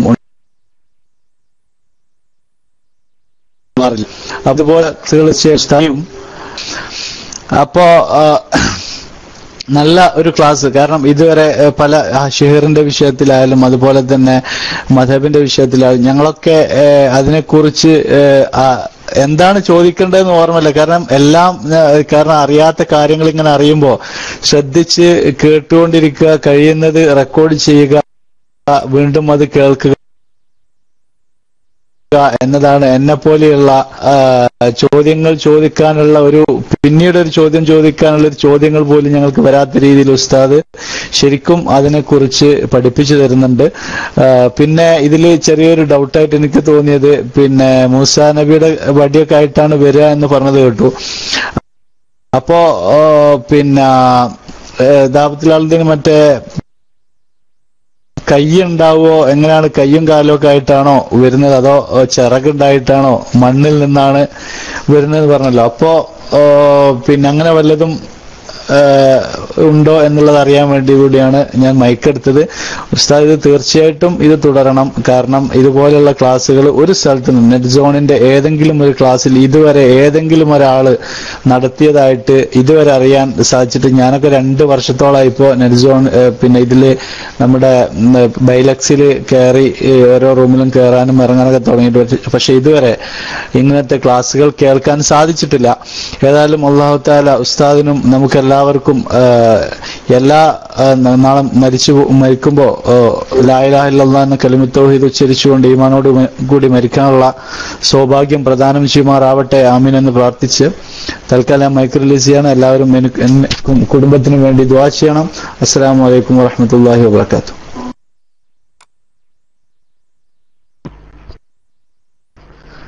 അസ്സലാമു അലൈക്കും വറഹ്മത്തുള്ളാഹി. ദാബത്തുൽ അർള് വരുമ്പോ മൂസാ നബി അലൈഹി സ്വലാത്തു വസ്സലാമിന്റെ വടി ഉണ്ടാകുമെന്നും ഖാത്തമു സുലൈമാൻ ഉണ്ടാകുമെന്നും ഹദീസുകളിലുണ്ട്. എന്നാൽ ദാബത്തുൽ അർളിന് കൈയുണ്ടോ? 4 കാലുള്ള ഒരു മൃഗമാണ് ദാബത്തുൽ അർള് എന്നതാണ് ഹദീസിൽ വിശദീകരിക്കപ്പെട്ടിട്ടുള്ളത്. ആ 4 കാലിന്റെയും വലിപ്പത്തെക്കുറിച്ച് ഞാൻ പറഞ്ഞിരുന്നു. ഓരോ കിണപ്പുകൾക്കിടയിലും 12 മുഴം അകലമുണ്ട് എന്നാണ് ദാബത്തുൽ അർളിന്റെ കാലുകളെ കുറിച്ച് പറയുന്നത്. പിന്നെ പിന്നെ മൂസാ നബി ഇസ്ലാമിന്റെ വടിയും അതുപോലെ തന്നെ ഖാത്തമു സുലൈമാൻ അലൈഹിസ്സലാം ഇതെല്ലാം തന്നെ എങ്ങനെയാണ് ഈ മൃഗം വഹിക്കുക?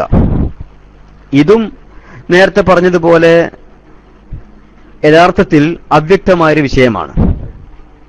അത് ഇങ്ങനെ സംഗതികൾ ഉണ്ട് എന്നുള്ളത് തീർച്ച. കാരണം അത് നിഷേധിക്കാൻ പറ്റില്ല, ഹദീസുകളിൽ അങ്ങനെ വന്നിട്ടുണ്ട്. പിന്നെ മറ്റൊരു സംഗതി കൂടി നമുക്ക് മനസ്സിലാക്കാൻ കഴിയുമല്ലോ. കൈയുണ്ടെങ്കിൽ മാത്രമേ വടിയും അതുപോലെ തന്നെ ഖാത്തമു സുലൈമാനും വഹിക്കാൻ സാധിക്കൂ എന്നുള്ളത് പിന്നെ ആരും അങ്ങനെ സംശയിക്കൂല. കൈയുണ്ടെങ്കിൽ മാത്രമേ വഹിക്കാൻ സാധിക്കൂ എന്നുള്ളത് ആരും മനസ്സിലാക്കൂല. പക്ഷേ ഹദീസുകളിൽ പറയപ്പെട്ടത് ഈ രണ്ടും കൂടെ ഉണ്ടാകുമെന്നാണ്.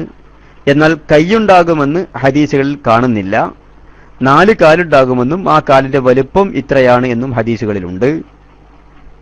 പിന്നെ കൈയില്ലാത്തത് കൊണ്ട് ഒരിക്കലും വഹിക്കാൻ സാധിക്കുകയില്ല എന്നും പിന്നെ നമുക്ക് വഹിക്കാൻ സാധിക്കുകയില്ല എന്നും വിശ്വസിക്കാൻ പറ്റില്ല. അപ്പൊ തീർച്ചയായും പിന്നത് എങ്ങനെയായിരിക്കും? വടി ഈ മൃഗത്തിന്റെ ഏത് ഭാഗത്തായിരിക്കും? ഈ മൃഗം ഈ വടി അത് എങ്ങനെയായിരിക്കും ഉപയോഗിക്കുക? ഖാത്തമു സുലൈമാൻ എങ്ങനെയായിരിക്കും അത് ഉപയോഗിക്കുക?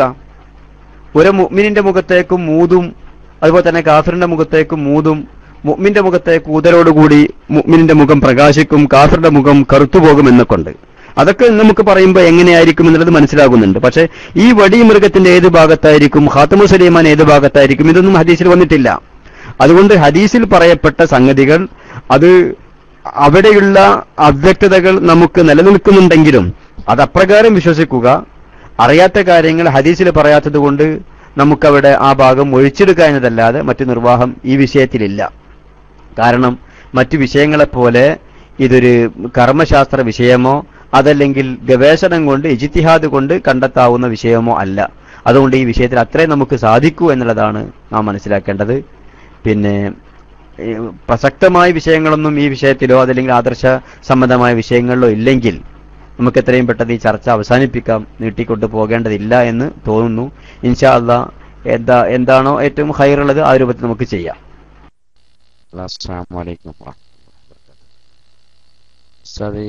ക്ലാസ് ഞാൻ ഈ നെറ്റ്സോണിൽ വന്നിട്ട് 2 ആഴ്ചയാണല്ലോ. ഞാൻ നേരത്തെ ചോദിച്ച ചോദ്യം ചോദിക്കണമെന്ന് വിചാരിച്ച് ഇങ്ങനെ നിൽക്കുമ്പോൾ ഒരുപാട് തവണ ഈ ക്ലാസ് ഞാൻ കേട്ടു, പല ക്ലാസ്സുകൾ ഇങ്ങനെ കേട്ടോതിരുന്നു. പക്ഷെ ഇന്നാണ് ഈ ക്ലാസ്സിൽ ഈ പ്രധാനമായ എന്റെ വിഷയം, എനിക്കും പ്രധാനമായ ഒരു വിഷയം ചോദിക്കാൻ പറ്റിയ ഒരു സദസ്സ്. സത്യം ഞാൻ ഒരുപാട് സമയം ചിന്തിച്ചുപോയി, ലോകാവസാനം അടുത്തുപോയോ എന്ന്.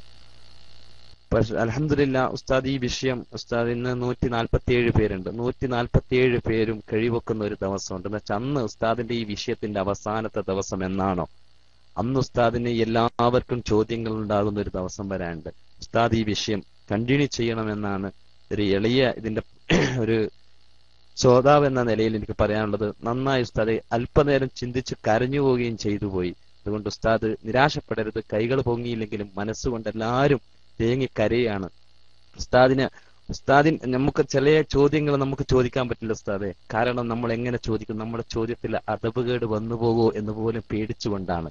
ഈ കാര്യത്തിലും അതാണ്. നമുക്കറിയില്ല ആരാണ് യഹജൂജ് മഹജൂജ്, ആരാണ് ദാമ്പത്തുൽ അർദ്. പക്ഷെ ഉസ്താദിന്റെ വിഷയം വളരെ വളരെ എന്താ പറയേണ്ട, ഒരു ക്ലാസ് മദ്രസയിൽ ഇരിക്കുന്നത് പോലെയാണ്. നമുക്ക് അങ്ങനെ ദറസിലിരുന്ന് നമുക്ക് പറഞ്ഞു തരുന്ന നമ്മുടെ ഉസ്താദുമാരെ പോലെ ഞങ്ങൾക്ക് തോന്നിപ്പോയി. അൽഹംദുലില്ലാ ഉസ്താദ് തുടർന്നേ പറ്റൂ.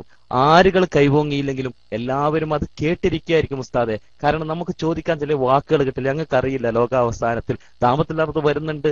ഇങ്ങനെയൊക്കെ നമ്മൾ കേട്ടതെന്ന് മദ്രസയിൽ നിന്ന് വെച്ചാണ്. അൽഹംദുലില്ലാ ഉസ്താദ് തുടരുക തന്നെ ചെയ്യണം. ഇതൊരിക്കലും നിർത്തരുത്. ഇതിന്റെ അവസാന ഭാഗം വരെ കഅബ പൊളിക്കുന്ന നിമിഷം അതുവരെ ഉസ്താദ് കൊണ്ടാട്ട് സൂര്യൻ കിഴക്കുന്നുദിക്കുന്നതും പടിഞ്ഞാറ് അസ്തമിക്കുന്ന എല്ലാ കാര്യങ്ങളും ഉസ്താദ് ചർച്ച ചെയ്ത് ഞങ്ങളിലേക്ക് എത്തിച്ചേരണമെന്ന് കൂടി പറഞ്ഞുകൊണ്ട് ഞാൻ മൈക്ക് കൈമാറുന്നു. എല്ലാവരും എനിക്ക് വേണ്ടി ദുആ ചെയ്യണമെന്ന് പറയുന്നു. അസ്സലാമു അലൈക്കും. അസ്സലാമു അലൈക്കും വറഹ്മത്തുള്ളാഹി. ബിസ്മില്ലാഹിർ റഹ്മാനിർ റഹീം. അൽഹംദുലില്ലാഹി റബ്ബിൽ ആലമീൻ. അല്ലാഹുമ്മ സ്വല്ലി വസല്ലിം അലാ റസൂലിക സയ്യിദനാ മുഹമ്മദ് വഅലാ ആലി സയ്യിദനാ വ മൗലാനാ മുഹമ്മദ്.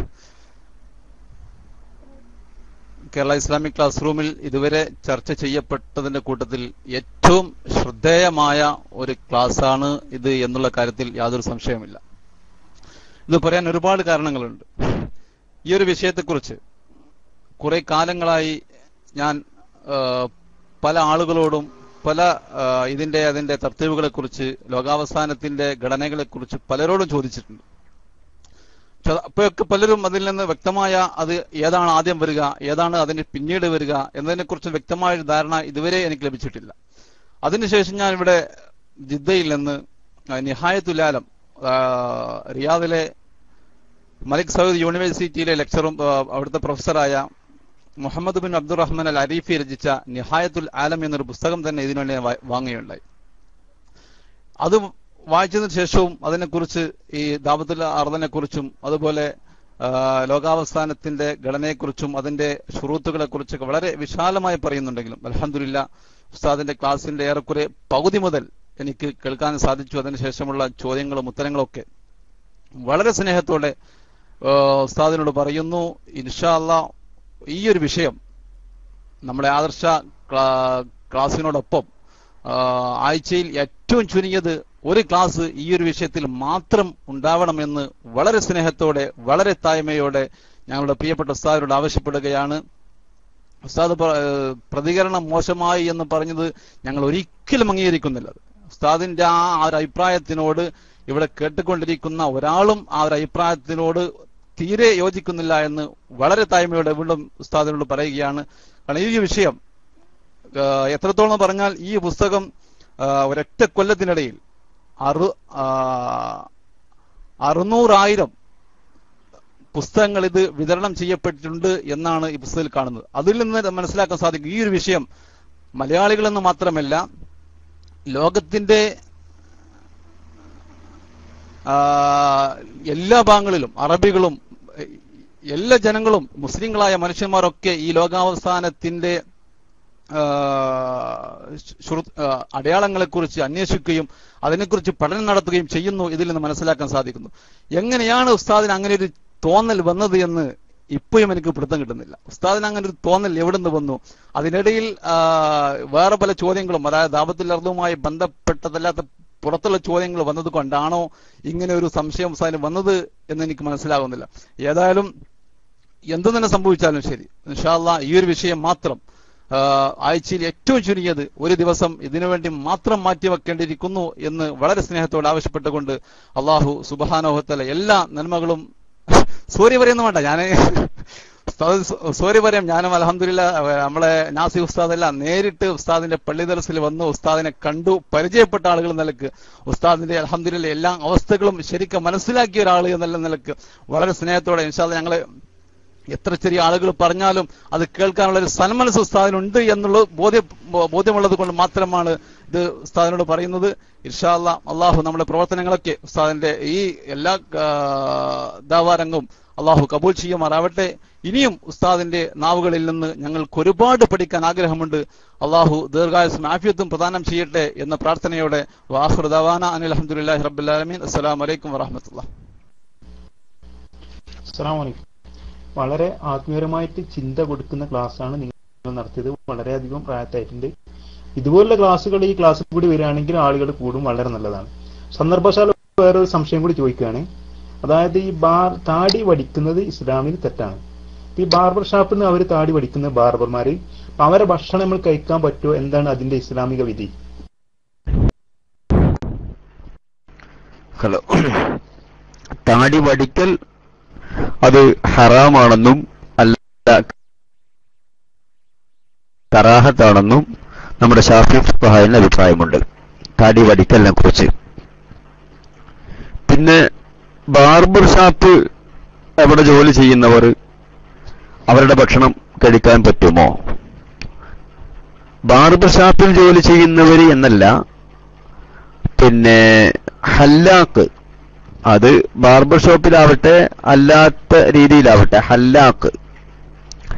ഹല്ലാക്കിന്റെ ഭക്ഷണം അതല്ലെങ്കിൽ അവര് മറ്റുള്ളവരോട് അതല്ലാത്തവരോട് കുഫുവല്ല എന്ന് നമ്മുടെ ഫിഖ്ഹ് പറയുന്നുണ്ട്.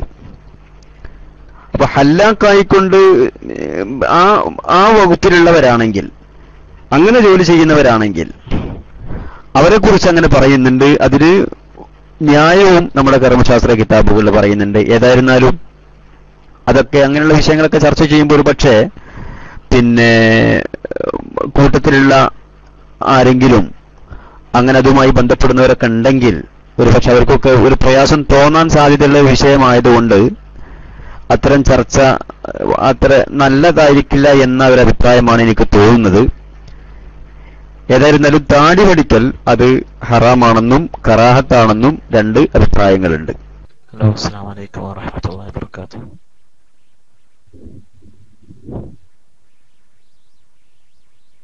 അൽഹംദുലില്ലാഹ്, ഉസ്താദിന്റെ ക്ലാസ് വളരെ അർത്ഥവത്തായ രീതിയിൽ കേൾക്കുവാനും പഠിക്കാനും കൊണ്ട് സാധിച്ചു.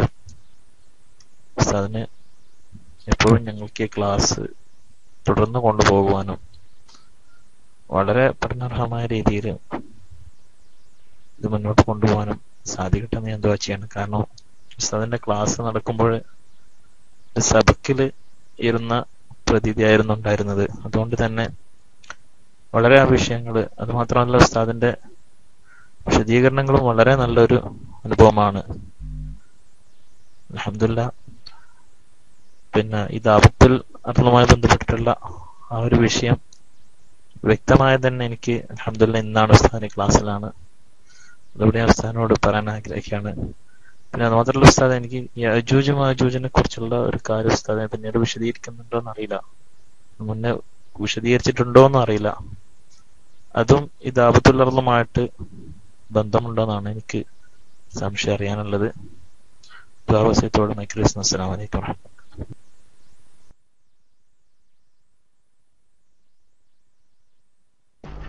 ഹലോ,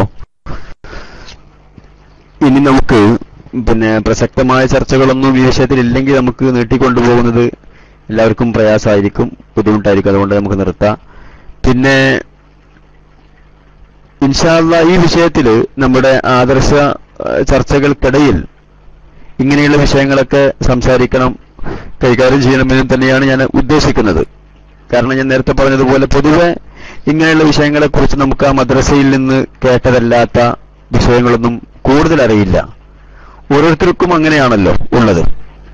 തീർച്ചയായിട്ടും ഇമാം മഹ്ദി, ആരാണ് ഇമാം മഹ്ദി, അവർ ലോകത്തെവിടെയാണ് വരിക, അവർ വന്നിട്ടുണ്ട്. യഥാർത്ഥത്തിൽ ഇമാം മഹ്ദിയുടെ പേരിലെല്ലാം ലോകത്ത് പല തട്ടിപ്പുകൾ നടക്കുന്നുണ്ട്. എല്ലാ കള്ളത്തൊരീക്കത്തുകാരും ഇമാം മഹ്ദിയുമായി ബന്ധപ്പെട്ടുകൊണ്ടാണ് അവരുടെ എല്ലാ കള്ള ആശയങ്ങളും പ്രചരിപ്പിച്ചുകൊണ്ടിരിക്കുന്നത്. എത്രത്തോളം ഞാൻ മഹ്ദി ഇമാമാകുന്നു എന്ന് അവകാശപ്പെടുന്ന കള്ളത്തൊരീക്കത്തിന്റെ ശൈഖുമാർ വരെ നമ്മുടെ കേരളത്തിലുണ്ട്. എല്ലാവർക്കും എല്ലാ തട്ടിപ്പിനും ഒരു മറയാണ് ഇമാം മഹ്ദി. അപ്പൊ ആരാണ് ഇമാം മഹ്ദി, എവിടെയാണ് ഇമാം മഹ്ദി പ്രത്യക്ഷപ്പെടുക, ഇമാം മഹ്ദി വന്നുകൊണ്ട് എന്തെല്ലാം കാര്യങ്ങളാണ് ചെയ്യുക, ഇത് ഇൻഷാ അല്ലാഹ് പിന്നെ നമുക്ക് ചർച്ച ചെയ്യാം. നാം മനസ്സിലാക്കിയിരിക്കേണ്ട ഒരു വിഷയമാണത്. പലപ്പോഴും ആളുകൾ, പല കള്ളത്തരീക്കത്തുകാരും ആ തരീക്കത്തിലെല്ലാം അകപ്പെട്ട ആ ശേഖന്മാരുടെ മുരീദുമാരെല്ലാം അവരുടെ ശേഖിനെ കുറിച്ച് മഹ്ദി ഇമാമാണെന്നൊക്കെ പറഞ്ഞുകൊണ്ടിരിക്കുന്നുണ്ട്. അപ്പൊ ആരാണ് മഹ്ദി എന്നും മഹ്ദിയുടെ കുടുംബം ഏതാണെന്നും മഹ്ദി ഇമാമിന്റെ പേരെന്താണെന്നും മഹ്ദി ഇമാമിന്റെ പ്രവർത്തനങ്ങൾ എന്തെല്ലാമായിരിക്കുമെന്നും മഹ്ദി ഇമാം എത്ര കാലം ജീവിക്കുമെന്നും ഏത് കാലത്താണ് മഹ്ദി ഇമാം പ്രസവിക്കപ്പെടുക അതല്ലെങ്കിൽ മഹ്ദി ഇമാം പ്രത്യക്ഷപ്പെടുക, ഇതെല്ലാം തന്നെ പ്രമാണങ്ങളുടെ അടിസ്ഥാനത്തിൽ നമുക്ക് ചർച്ച ചെയ്യാവുന്ന വിഷയങ്ങളാണ്. ഇൻഷാ അല്ലാഹ് നമുക്ക് മറ്റൊരു സമയത്ത് ചർച്ച ചെയ്യാം. അതുപോലെ തന്നെ യജൂജ് മഅജൂജിനെ കുറിച്ച് പല വികലമായ ആശയങ്ങളും സമൂഹത്തിൽ നിലനിൽക്കുന്നുണ്ട്. പലരും പല നിലക്കുമുള്ള ആശയങ്ങൾ. ഇപ്പോൾ ചില ആളുകൾ പറയും യജൂജ് എന്നാൽ അത് ഏതോ രാജ്യമാണ്, ഏതോ രാജ്യത്തിലുള്ള ഭീകരവാദികളാണ്, അത് ഏതോ പട്ടാളക്കാരാണ് യജൂജ് മഅജൂജ്, അത് അവർ അമേരിക്കക്കാരാണ്. ഇങ്ങനെയൊക്കെ പല തെറ്റായ ധാരണകളും, അതായത് അവരുടെ യുക്തിയിൽ എന്താണോ തോന്നുന്നത് ഏറ്റവും നല്ലത് എന്ന് അവർക്കെന്താണോ തോന്നുന്നത് ആ അതിനടിസ്ഥാനപ്പെടുത്തിക്കൊണ്ട് യജൂജ് മഅജൂജിനെ വിശദീകരിക്കുന്ന പല സമീപനങ്ങളും പലപ്പോഴും എന്റെ ശ്രദ്ധയിൽപ്പെട്ടിട്ടുണ്ട്. അപ്പോൾ യജൂജ് മഅജൂജ് അവർ വന്നിട്ടുണ്ടോ, അത് എന്താണ്, അത് മനുഷ്യരാണോ മൃഗമാണോ, അവരെന്തൊക്കെയാണ് ഇവിടെ ചെയ്യുക, ഇതൊക്കെ. അതുപോലെ തന്നെ ഈസാ നബി അലൈഹി സ്വലാത്തു വസ്സലാമിന്റെ ആഗമനം, ഈസാ നബി അലൈഹി സ്വലാത്തു വസ്സലാമിന്റെ ആഗമനവുമായി ബന്ധപ്പെട്ടുകൊണ്ട് പല വിഷയങ്ങളും നമുക്ക് മനസ്സിലാക്കേണ്ടത്. കാരണം ഇന്ന് ഖാദിയാനികളുടെ അഹമ്മദിയ പ്രസ്ഥാനത്തിന്റെ ആളുകളുടെ നിലനിൽപ്പ് തന്നെ ഈസാ നബി അലൈഹി സ്വലാത്തു വസ്സലാമിന്റെ പുനരാഗമനമാണ്. ഒരു ഈസാ അലൈഹി സ്വലാത്തു വസ്സലാം ഖിയാമത്ത് നാളോട് അടുക്കുന്ന സമയത്ത് ഇറങ്ങി വരും എന്ന് മുസ്ലിമീങ്ങൾ വിശ്വസിക്കുന്നുണ്ട്. അങ്ങനെ ഈസാ നബി വരുമെന്നും ലോകത്ത് അവർ ഇസ്ലാമിനെ നടപ്പാക്കുമെന്നും ഇവിടെ ആകെ ഹക്കിനെ പ്രചരിപ്പിക്കുമെന്നെല്ലാം ഹദീസിലുണ്ട്. അപ്പൊ ഇങ്ങനെ മുസ്ലിമീങ്ങൾ പ്രതീക്ഷിച്ചുകൊണ്ടിരിക്കുന്ന ഈസാ നബി തന്നെയാണ് താൻ എന്നാണ് അഹമ്മദ് ഖാദിയാനി യഥാർത്ഥത്തിൽ അവകാശപ്പെട്ടത്. അപ്പൊ ആരാണ് ഈസാ നബി? ഈസാ നബി ഇസ്ലാം ഇറങ്ങുമെന്ന് പറഞ്ഞാൽ അത് എവിടെയാണ് ആ ഇറക്കം? ഇപ്പൊ ഒരു വെള്ള മിനാരത്തിന് അടുത്താണ് ഈസാ നബി ഇറങ്ങുക എന്ന് ഹദീസിലുണ്ട്. അഹമ്മദ് ഖാദിയാനി യഥാർത്ഥത്തിൽ പഞ്ചാബിൽ വന്ന് അദ്ദേഹം അവരാണ് ഈസാ നബി അലൈഹി സ്വലാം എന്ന് വാദിച്ചപ്പോ അക്കാലത്തുള്ള ആളുകൾ ചോദിച്ചു, അല്ല ഈസാ നബി ഇറങ്ങുക ഒരു വെള്ള മിനാരത്തിന്റെ അടുത്താണല്ലോ, ഡമസ്കസിലെ വെള്ള മിനാരത്തിന്റെ അടുത്താണല്ലോ ഈസാ നബി ഇറങ്ങുക. നിങ്ങൾ ഡമസ്കസിലല്ല വന്നിട്ടുള്ളത്, നിങ്ങൾ പഞ്ചാബിലാ വന്നിട്ടുള്ളത്. നിങ്ങൾ വന്ന സ്ഥലത്താണെങ്കിലോ വെള്ള മിനാരമില്ല എന്ന് അഹമ്മദ് ഖാദിയാനിയോട് ചോദിച്ചപ്പോഴാണ് അഹമ്മദ് ഖാദിയാനി ആ വിഷയം ശ്രദ്ധിക്കുന്നത്. യഥാർത്ഥത്തിൽ അഹമ്മദ് ഖാദിയാനി അതുകൊണ്ട് എന്റെ മസീഹുവാദം ജനങ്ങൾ വിശ്വസിക്കണമെങ്കിൽ എന്റെ നാട്ടിൽ ഒരു വെള്ള മിനാരം പണിയണമെന്നും ആ മിനാരത്തിന്റെ മുകളിൽ ലോകത്തിലെ ആളുകൾക്ക് മുഴുവനും ദർശിക്കാവുന്ന രീതിയിൽ, രാജ്യത്തുള്ള ആളുകൾക്ക് മുഴുവൻ ദർശിക്കാവുന്ന രീതിയിൽ ഒരു ക്ലോക്ക് സ്ഥാപിക്കണമെന്നുമെല്ലാം തന്നെ അഹമ്മദ് ഖാദിയാനി അനുയായികളോട് പറയുകയും അങ്ങനെ ജനങ്ങളുടെ പക്കൽ നിന്ന് പിരിവെടുത്തുകൊണ്ട് ഒരു മിനാരം പണിയുകയും ചെയ്തു എന്നെല്ലാം അഹമ്മദ് ഖാദിയാനിയുടെ ചരിത്രത്തിൽ കാണാം. അപ്പൊ തീർച്ചയായിട്ടും ഈസാ നബി സ്വലാത്തു വസ്സലാമിന്റെ പുനരാഗമനം എന്നുള്ളത് നമ്മുടെ ആദർശവുമായി ബന്ധപ്പെട്ട് കിടക്കുന്നൊരു വിഷയം തന്നെയാണ്. അതുപോലെ തന്നെ ദജ്ജാലിന്റെ പുറപ്പാട്, ദജ്ജാൽ എന്നതുകൊണ്ട് ഉദ്ദേശിക്കുന്നത് എന്താണ്? ദജ്ജാൽ പുറപ്പെടും, ദജ്ജാൽ എവിടെയാണ് വരിക, എന്തെല്ലാമാണ് ചെയ്യുക? അതുപോലെ തന്നെ ലോകത്താകമാനം ഒരു പുക പടരുമെന്ന് പറയുന്നുണ്ട്. ഖിയാമത്ത് നാളിന്റെ മുമ്പായിക്കൊണ്ട് പ്രധാനപ്പെട്ട അടയാളങ്ങളിൽപ്പെട്ട അടയാളമാണ് പുക പ്രത്യക്ഷപ്പെടുക. അപ്പൊ ഈ പുക പ്രത്യക്ഷപ്പെടും എന്നതുകൊണ്ട് എന്താണ് ഉദ്ദേശിക്കുന്നത്? അത് ഒരു അഗ്നിബാധയാണോ, അതല്ല വെറും ഒരു പുകയാണോ? ഇതൊക്കെ ഇൻഷാ അല്ലാഹ് നമുക്ക് ചർച്ച ചെയ്യാം. നാം ആഴ്ചയിൽ 3 ദിവസം എന്ന രീതിയിലാണ് നമ്മുടെ ക്ലാസ് നാം തർത്തീബാക്കിയിട്ടുള്ളത്. അതിന്റെ ഏതെങ്കിലും ദിവസങ്ങളിൽ ഇൻഷാ അല്ലാഹ് ആദർശ പഠന ചർച്ചയുടെ ഏതെങ്കിലും ഇടയിലൊക്കെ നമുക്ക് ഈ വിഷയങ്ങളൊക്കെ ചർച്ച ചെയ്യാം. അല്ലാഹു തആല അനുഗ്രഹിക്കട്ടെ, തൗഫീഖ് ചെയ്യട്ടെ എന്ന് ദുആ ചെയ്യുകയാണ്. ഇനി വിഷയവുമായി ബന്ധപ്പെട്ട പ്രസക്തമായ കാര്യങ്ങളൊന്നും ഇല്ലെങ്കിൽ ഇൻഷാ അല്ലാഹ് നമുക്ക് ഈ ചർച്ച ഇവിടെ അവസാനിപ്പിക്കാം. പ്രസക്തമായ എന്തെങ്കിലും കാര്യങ്ങളുണ്ടെങ്കിൽ അതുകൂടി നമുക്ക് ചർച്ച ചെയ്യുകയും ചെയ്യാം. അസ്സലാമു അലൈക്കും. ഉസ്താദെ, ക്ലാസ് വളരെ ഭംഗിയായിരുന്നു. പക്ഷെ എനിക്ക് കുറച്ച് ഭാഗം എനിക്ക് കേൾക്കാൻ പറ്റിയില്ല, ആ ഒരു വിഷമമുണ്ട്. ഈ ദാബത്തുൽ കാര്യത്തിൽ പല തെറ്റായ ധാരണകളും ഉണ്ടായിരുന്നതൊക്കെ തിരുത്താൻ കഴിഞ്ഞു എന്നതൊരു സത്യമാണ്. കൂട്ടത്തിൽ എൻ്റെ ഒരു ചെറിയൊരു സംശയം, ഒരു പക്ഷേ ഉസ്താദ് ഈ ക്ലാസിന്റെ ഇടയിൽ വിവരിച്ചിട്ടുണ്ടാവാം, എനിക്ക് പെട്ടെന്ന് പുറത്തു പോകേണ്ടി വന്നിരുന്നു. ദജ്ജാല് പോലെ സാധാരണ ഈ ഖിയാമത്ത് നാളിന്റെ സമയത്ത് ഇറങ്ങി വരുന്ന പല ജീവികളും മുഅ്മിനീങ്ങൾക്ക് വലിയ ദോഷം ഉണ്ടാക്കിയിട്ടാണ് നമ്മൾ കാണുന്നത്.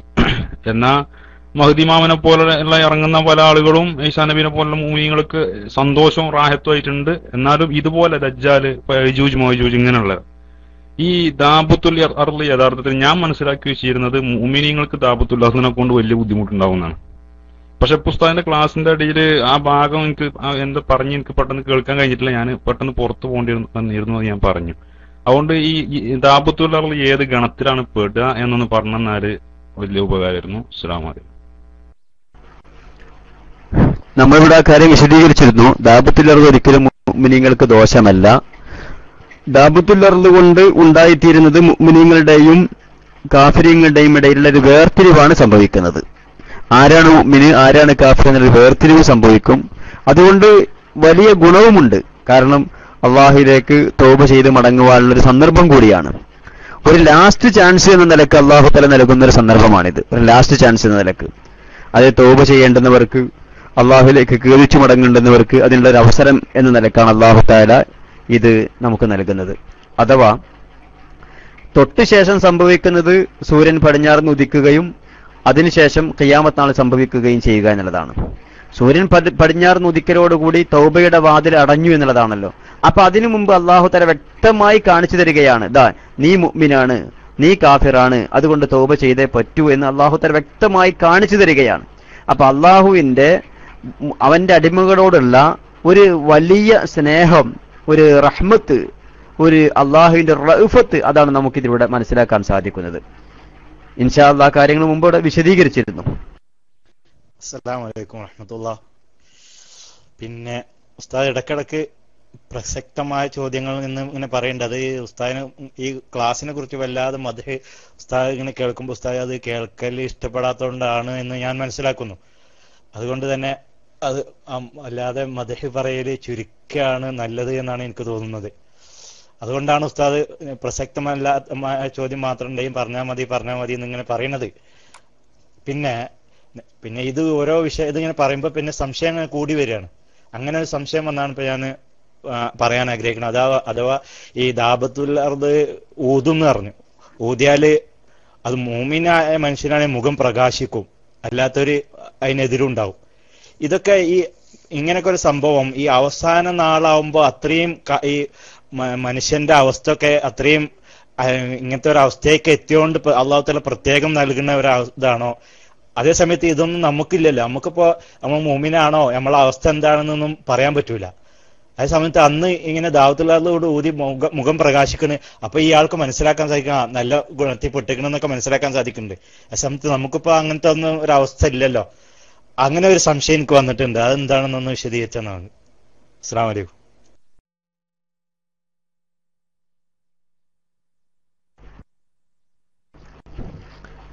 വളരെ പ്രസക്തമായൊരു വിഷയം.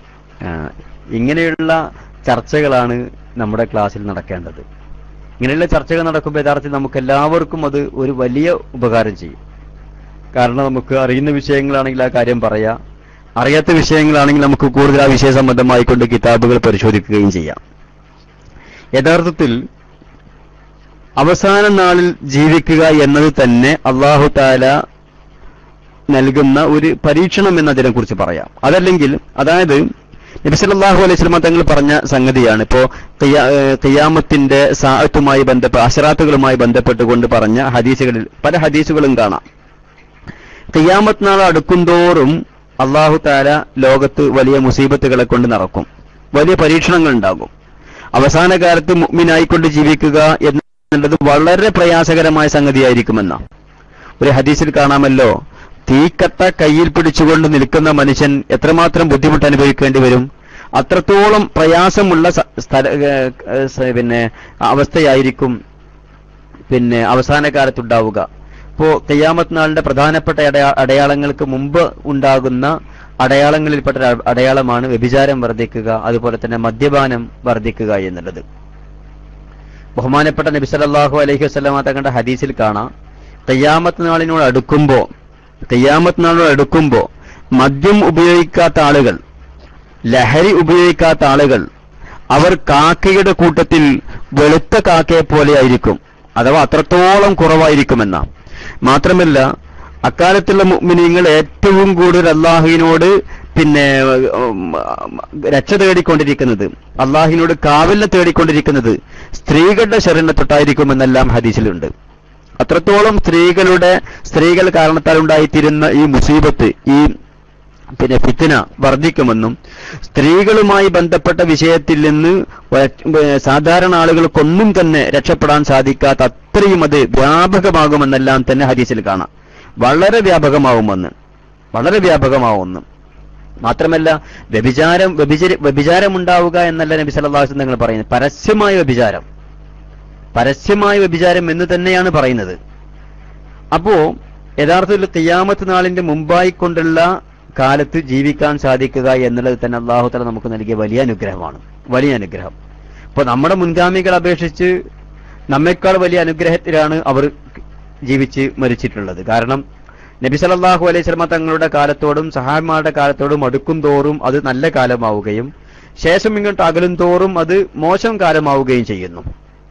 അപ്പൊ നമുക്ക് ഖിയാമത്ത് നാളിന്റെ ഈ അടുത്ത സമയത്ത് നമ്മെ അള്ളാഹുതല ആക്കാതെ ഈ സമയത്ത് ആക്കി എന്നുള്ളതിന് അള്ളാഹുതല നമുക്ക് നൽകിയിട്ടുള്ള അനുഗ്രഹമാണ്.